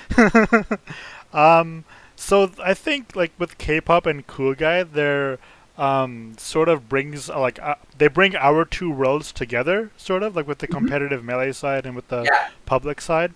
Um, so they actually stuck around with the Whitecoats like even after you left. Mhm. Even though like they were very competitive and they could have easily just joined another regiment, like a more competitive regiment, right? Right. So do you think like that's sort of like where your ideology becomes like practical, where if you just play for the experiences and play for the connections, and it doesn't really matter if your regiment isn't exactly like correlating with your skill set or whatnot. It's just about the people there and what you're sort of like doing with them, right? I think that the way that you build a foundation of a house will determine what the house can sustain. And when it comes to the Whitecoats, we built our whole group around our values, which means the good thing about that is that that is a framework that works at every level. It means that if there's just two guys in a room, hey, look, we both have the same values, we appreciate the same things here, come hang out. Or if it's 500 people, hey, we're all just a bunch of different guys, we have our own different opinions and things, but we all have a similar set of values that allow us to get along together and work together and support this idea. Um, as opposed to like some other groups that actually cause some issues for other different like regiments, where like for example there was like a group that was very focused on having like they're all about community, they're all about having a close-knit community of group of friends, but that means that when other people came in that started recruiting out the wazoo and made that regiment like triple the amount of size that it was before in like the matter of a couple of weeks, it completely destabilized that group and threw it into chaos because you had built the foundation of the group for a structure that it could no longer sustain. And so that's super important. Yeah, Cool Guy and K-pop, they're very interesting guys. They do have that level, dude. You will never know the aggravation. I mean, like, because you've trained up people and they've gotten really good at melee, and maybe some of them have outclassed you in that perspective. I don't know. I don't know your life, but like, you'll never know 100% the feeling of knowing that you're shit at melee and like watching somebody who you were able to beat at melee over the span of like a week or two get so good that like you just can't fucking handle them anymore, and like it's just not even fun anymore, and it's so defeating because it's like, man, it's like I don't know, it's like I played soccer for 15 years, and it's just like if you grow up with a kid who ends up becoming a soccer star, and it's like you both used to kick the soccer ball around and have a decent level of skill, and that dude just for some reason just had the luck or skill to just take off with it, and you never were able to get to that point, and it's just like, oh well, maybe just work harder. It just didn't work that way. It just didn't plan out like that. That was the way with K-pop. I watched K-pop get so fucking good that like I just couldn't even compare, and it was just like, ah. But because I didn't value the efficiency, I didn't value being the best. I valued supporting and valuing things. Then when he went to melee tournaments and stuff, I'd always be cheering him on, even when I wasn't in the White Coats anymore. And I tried to keep that relationship or connection. And sometimes we do talk a little bit. It's not as much as we used to, but I see him on our Discord pretty frequently. Same thing with Cool Guy. Cool Guy's a mod on our Discord. He talks pretty often. We don't agree at all on a lot of politics stuff, but like then again, that's not the whole point, right? But yeah, I do admire them for sticking around with that group because it was about not just the values, but they had made a community there. It's just unfortunate for me, and it was unfortunate for a lot of people. It was centered around the requirements that I had to do a lot of work to keep that community going. And then slowly but surely, when I left, a lot of people failed to pick up the ball, and so eventually it started falling apart. And so then it kind of dispersed. And I do kind of feel responsible. I do feel responsible for that. It was my group, you know. There are some times when I genuinely think, you know what, maybe I should have disbanded it earlier. Maybe I shouldn't have even made it a regiment in the first place, just kept it a pub group, and then I wouldn't have had to make the JROD squad in the first place. I've thought about that a lot, but you can't change the past. You can only move forward and learn from it and use that in the present and in the future. So yeah, I watched that slow decline of that group, and I honestly, I gotta say, I had an immense amount of respect for those guys for sticking around as long as they did on what was essentially a sinking ship, and I had predicted it was going to be a sinking ship when I left, just because there was a lot of work that was being done behind the scenes, and then when people realized that that was all the work being done, they were like, "Oh shit, I don't want to do this," and then that's when just kind of started falling apart.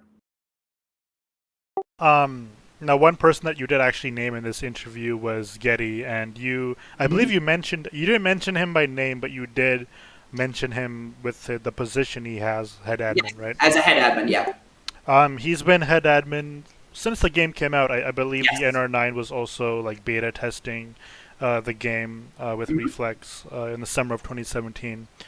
You mentioned a quote that he said. Oh Most yeah. people, Mhm. he said, most people are sheeps, or something along those lines, or most people think like Yeah, well, sheeps. most people are sheep. Now, did you take that comment as sort of like a jab at like public players and sort of like treating them as sort of like what we mentioned earlier as just fish ready to be snatched up? In a lot of ways, yeah, because if you don't know the time and the context of that, people were asking for context. I made sure to link it. There's a comment chain that is on the review video where I talk about this. Also, I gotta say, love the PR move of him then putting that quote in his fucking bio, because that's not egotistical or condescending at all. But like, once again, I don't hate the guy. It's just I wouldn't have done that. But like, that context was that was the first time I left the game, and he was actually come to me to recommend that I come back, like to urge me to come back and make a regiment again and stay in the regimental side, like the kind of way that like I feel like Darth Vader would go to Luke and be like, join me, when Luke is down, he's got his fucking arm cut off, he's there on the side of the thing, and he's just like, join me, and I'm like, no.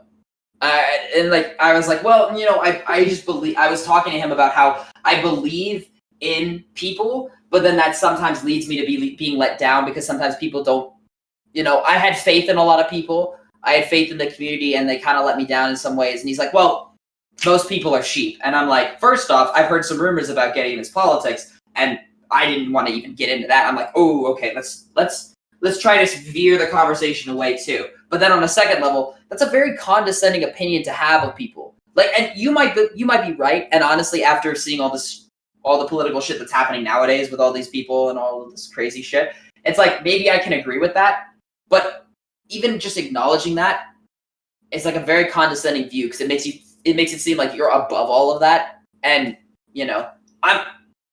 I, even without knowing, am condescending all the time already. I can't have those kinds of opinions. And I don't think that's necessarily the best opinion to have as an admin of a game where you're supposed to be, setting a good example for the rest of the community. Where you're supposed to be showing that you care and give decency to all the players, even if they don't give decency to you, because you're trying to set that example of what a good player should be. And that's just such a negative opinion to have. That'd be like I don't even know. Let me think of it like an equivalent. Like, having opinions that are sort of detrimental to the job that you're owning seems like such a bad idea, like believing that believing like that some people are just born stupid and yet going into a job being a teacher, it's like just it doesn't feel right. It doesn't feel like we should have a person like that in that position, or like it doesn't feel like you should be having those opinions if you're really in that position to help. Or having a firefighter that just believes that people are stupid and they're always going to be causing fires. It's like maybe that opinion is right because I'm sure that fires happen all the time and a lot of them are human error. But like having that opinion as a firefighter who's supposed to be, consoling these people and like not being judgmental as they rush the person out of the burning building. It's like, it doesn't sit right with me. And, my moral compass aside, I don't know. It just seemed like a very weird quote, but I brought it up because I was at the time, I was like, I don't really want to touch that. But nowadays that I'm going back and looking at it, I'm like, hold on, that's a hot take. That's an interesting opinion to have. But yeah, I totally happened. I wish that I had taken a screenshot of the Steam chat, but like I went to go back and like Steam chats don't save that long. But that was like literally. Maybe like less than a year ago, like 11 months ago. Now it seems to me that you don't really like the way Getty comes off, but I think supporters of Getty would say, well, you know what? He's honest and he keeps the train running. Yeah. So would you say that's an accurate description of Getty, that he keeps the train running at least? The train's running, rather? Yes, I do think that Getty is a good guy. And once again, I'm not here to throw shade. I'm not here to insult. I do think that Getty does a good job at doing what he does. I think that it falls on other people to realize that, like, in your allegory or in your whatever it is, I forgot the literary term. But in that situation, Getty is a conductor. He does conduct the train well. It's just that he's conducting the train in the manner of an 1800s train when he's operating a maglev. There are new things, there are new ideas that could be solved if one has a different view. And so he does a very good job of running the train. But there are other potentials and opportunities that could be there if they were expanded on. But with somebody who's so dead set on the way that they've already figured out how to do things right, means that maybe something else isn't there. Like, I don't know. For example, like, let's say you fucking set up dominoes for a living. You set up dominoes for a living. So your plan is you set up all the dominoes and then you test them by flicking all the dominoes and seeing the whole pattern and things. But maybe there's a different thing for, well, every 10 dominoes you set up, you knock them just to test and see if they fall over. Like, that's a new idea that you could try. But because you're so dead set on doing it the way it's always been done, you don't get the opportunity. Maybe that's 10 times more productive doing it the new way, but you never push yourself to try that new way because you're content with how the old way is.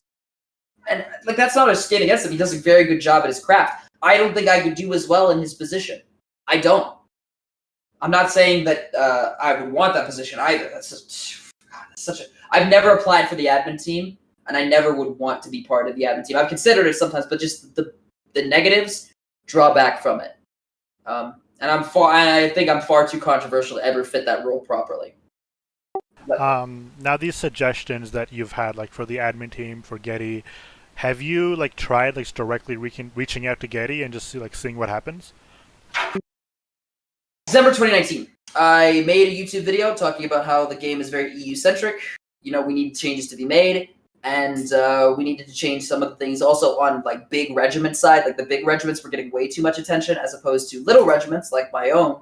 My regiment was actually medium sized at that time. But I think I talked about it, and I came from the view that like little regiments, being a supporter of little regiments. Because remember at that time pub groups barely didn't even exist. So like that was a completely foreign concept. So I was still arguing for the little guy back then. I went to AGS first. They said we don't deal with this. Talk to Getty. Send him this video. I don't even remember the response I got. It was either like a single sentence, just like, well, or I didn't get a response at all. And yeah, dude, I don't know. If I was in that position, once again, I don't think I could do as good a job. But if I was in the position of you have a person that's very critical, which by the way, I want to make this point. That was an unlisted video, meaning that I didn't put it out there to get the attention of the whole community. I specifically sent it out just to AGS. That way they could talk about it. They could respond to it. They said, this is regimental drama, which it wasn't. It was talking about Anvil Game Studios. It was talking about server hosting and different things like that too. But they're like, we don't deal with regimental drama, which is 100% bullshit. That's part of the community. You need to address like how regiments are affecting the community. If the regiments are hurting the community, you need to affect it. If regiments are helping the community, you should maybe give them more benefits. You know, it works both ways. But they ignored that, and so I sent it to Getty, and I got no response from Getty on that either. So yeah, that's I have reached out before. If I was in Getty's position, I would reach out to my vocal critics. If there are people that are saying, he's bad or whatever, it's like, come on, let's have a discussion. Let's talk about it. Never gotten one of those messages from him. He only ever reached out to me when I left the game. They're telling me to come back, to join back with the regiment, get a regiment going, come and try to do that stuff because the regimental side needs me. Well, more importantly, but it didn't seem like he needed me. He didn't want me around for the fact that I was saying, oh, maybe we should have more varied regiments. It was they just needed more regiments in the community so that the game could survive a little bit longer. That's the more of the tone that it sort of took. I'm guessing that was you kind of took that as like that left a sour taste in your mouth. Yeah, it did. It does, man. Because I just want to help. I've always just wanted to help. People assume that like I'm some arrogant, egotistical prick who just wants all the attention. It's like I want you all to spend money on my OnlyFans or shit like that, you know? And that's not the case, dude. I legitimately wanted to help this community, so I would point out, hey, you guys are missing out on a lot of these things. It never even was What? I don't have an OnlyFans, Olivia. Sorry, my sister's in the room right now. No, I was making a joke. She didn't get it. If like I legitimately wanted to help out this community, so I pointed out its flaws. But most of the time, people shot the messenger. Now, granted, I could have delivered the message in a better way, and I think that, in fact, you could argue that with my most recent video. I could deliver the message in a better way. But at this point, I'm sick and tired of delivering the messages. You've shot the messenger boy so many times that, like, he's showing up at your door. He's, like, throwing the package from, like, 15 yards out. It's, like, crashing through one of your windows, and he's speeding off. I'm done. I can't do it anymore.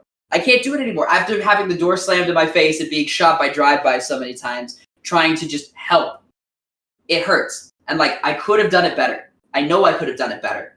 But, you know, at the end of the day, I wasn't the one firing the bullet, right? I wasn't the one that was being super toxic to the criticism. I wasn't the one that was just completely ignoring it. I was trying to make the game better, and people didn't take it that way. So, you know, you reap what you sow. Where do you think this game is headed? Because I think things are a bit unpredictable right now, especially with some other Black Powder games coming out, such as Battle Cry of Freedom that Olafsson is working on, and also Sword and Musket. So yeah, where do you think this game is headed? I haven't heard about those. Could you talk to me about those? Are those like, I mean, I'm guessing Battle Cry of Freedom is like a Civil War game? Yeah, so it's a Civil War game that's going to be pretty similar to NW. It has NW devs working on it. Oh, okay. Yes, from the Civil War. And then Sword and Musket is a Bannerlord modification. Ooh, So it's going to have like a lot of the Bannerlord slash NW guys, I guess. So pretty much there's going to be competition is what I'm trying to say. okay. So like, do you think competition is good for Holdfast because it might Ooh. increase standards? That is a good question. Yeah, when I look at it and I think that like Holdfast has kind of had a monopoly on this sort of region for a while. I mean, there's been like War of Rights, but like people see that that game is still buggy as hell, and that there are certain things like a HUD and other things that like just don't have the same feel as Holdfast. Holdfast had that sort of unique aspect. I think it's because Holdfast they pioneered on new things like a public server with VoIP that was different from Mount & Blade Napoleonic Wars, which allowed a new community to sort of sprout up. I think that made it a very big thing, but that meant that that was the only game with that. If other games have that same opportunity for you to be able to talk the same experience without having all the regimental side and everything, I don't know. I really don't know how this game is going to fare. That's why, like, people kept talking to me. It's like, do you want this game to fail? It's like, no, I don't. I just see that, like, you know, the player base is like, it's been trending down for a couple of months in sort of like Steam charts and stuff. But every time a content comes up, content update, people stay for a quick amount of time, but they don't stick around. They leave almost the same as quickly as they came. And it just kind of slowly trends down as people lose interest. I don't know. There is the potential that if there are new kids on the block, AGS gets its shit together and they do more work. Or it's because they weren't being forced, then they start doing work. And that's if you assume that AGS has been slacking and hasn't been doing a good job. They haven't been working up to their full potential.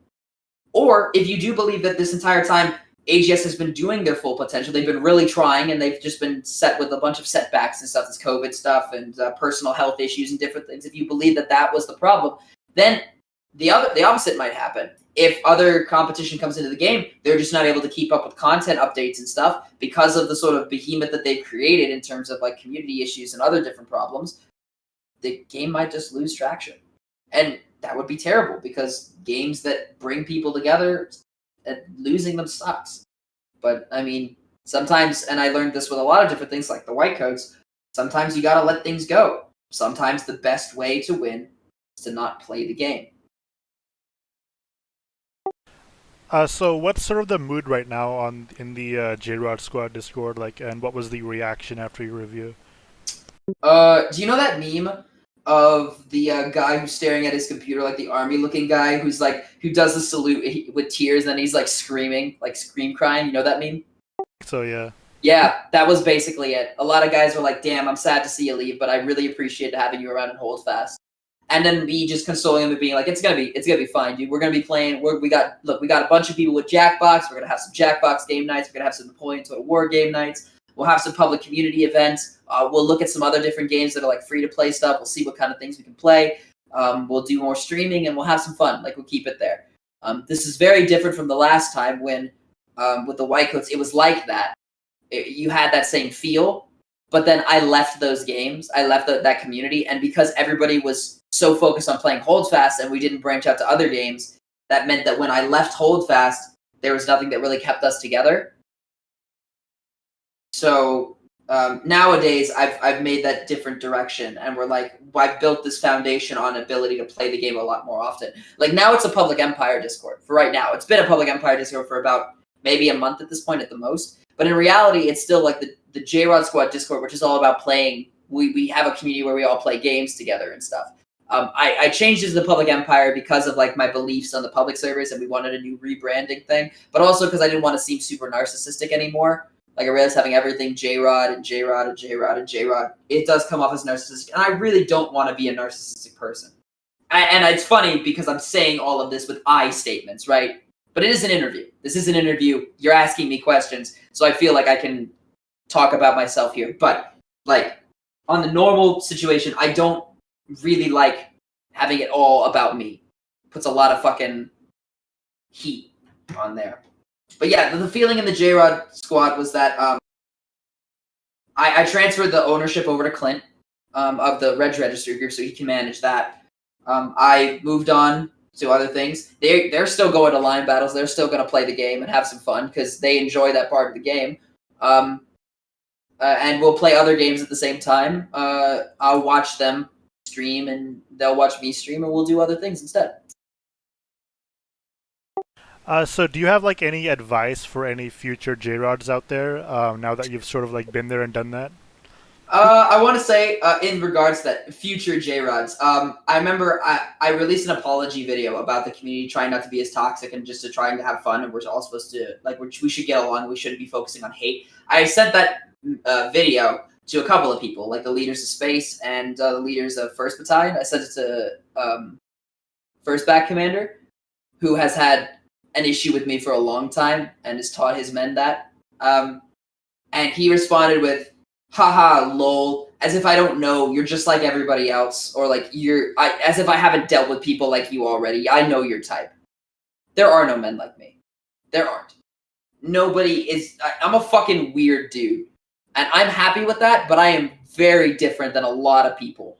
And so I don't know if there's going to be a lot of guys like me in terms of like having the balls to fucking make a music video out in the middle of like a fucking populated city. Like, I don't know if there's anybody else in Holdfast that would have the balls to do that or would be able to. Or just the sheer lack of shame, because it's so crazy. But like, I don't know, man.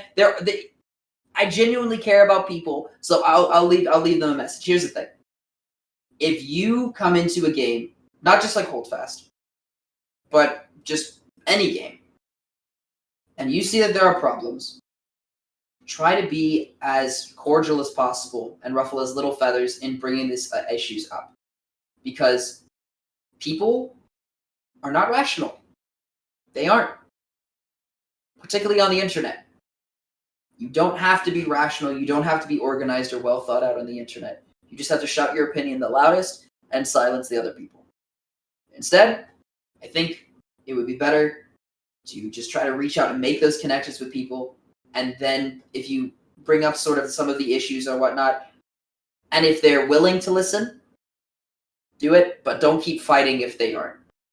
It's not worth your time. Now, you can make a lot of fun.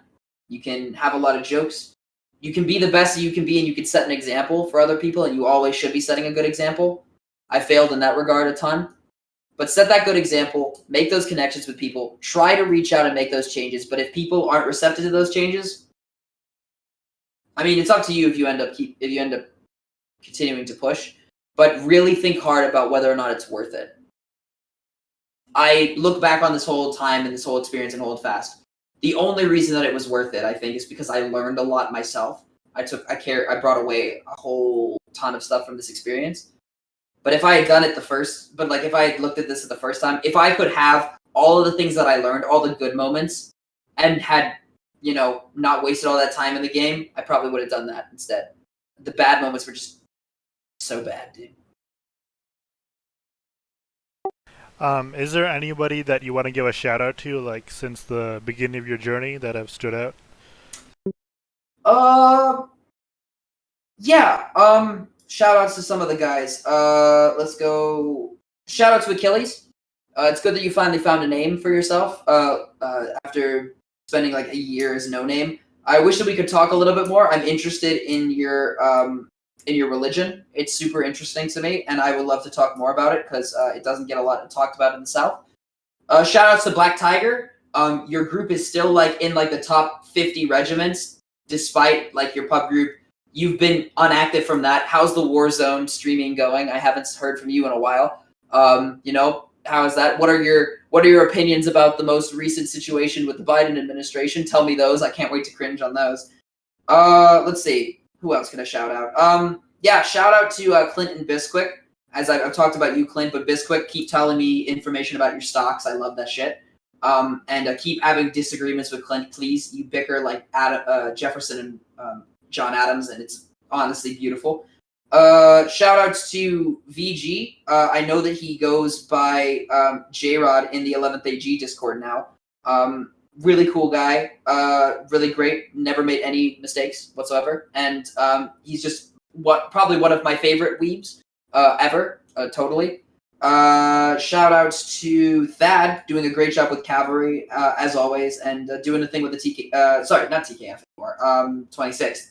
And I don't know. Shout outs to paint.net.exe. He's one of my favorite dudes. Just a really friendly guy, very new to the game, but really friendly. And I mean, I don't know. Just all of those guys in the JROD squad that have stuck it out for me. The people in the white coats, if I left a good impact on you, or if I left a positive impact on you, you left with a fond memory. I appreciate that. If I left a stain in your mouth or you felt mistreated, I'm sorry, but I was working way too hard to, appease a lot of those guys. If you stuck around, you were a real one. If you didn't, I mean, best of luck to you. But props to all you JROD squad boys that are out there that have a ton of fun with me. I really appreciate you guys, and I know that I can depend on you guys a lot more than some of the other groups that I've had and a lot of the other friends that I've had in this game. I can depend on you more for stuff, and as I say to, or as I used to say to all the guys that I would play in line battles with, on the pub side recently, you guys haven't let me down, so I'm gonna do my damnedest to not let you down. Awesome. Do you have any final words of wisdom or a famous quote you want to share? To understand a man, you have to know what was happening in the world when he was 20. That's Napoleon, and it kind of explains a lot of this stuff. I'm very blessed to have learned all of these things about myself, learned how to deal with the internet and how to treat people this early at 20 years old. Like, I think about it, and I think about all the time that I've had in Holdfast. Take all that time in Holdfast, multiply it by 2, add 1 more year, and from now, and I'm still only 25. Like, I've had a wealth of experience in dealing with people and trying to make appeasements and deal with communities and dealing with the internet and all of that stuff at such a young age. I'm super thankful for the experience, and I'm super sorry to guys if I made your life a living hell. I'm super thankful to you guys if you guys really, because you helped teach a guy to become something better than he was. And I only hope that I can keep that carrying that, positive growth forward. That's it. Awesome. This has been the second JROD interview. Thank you, JROD. No problem, man.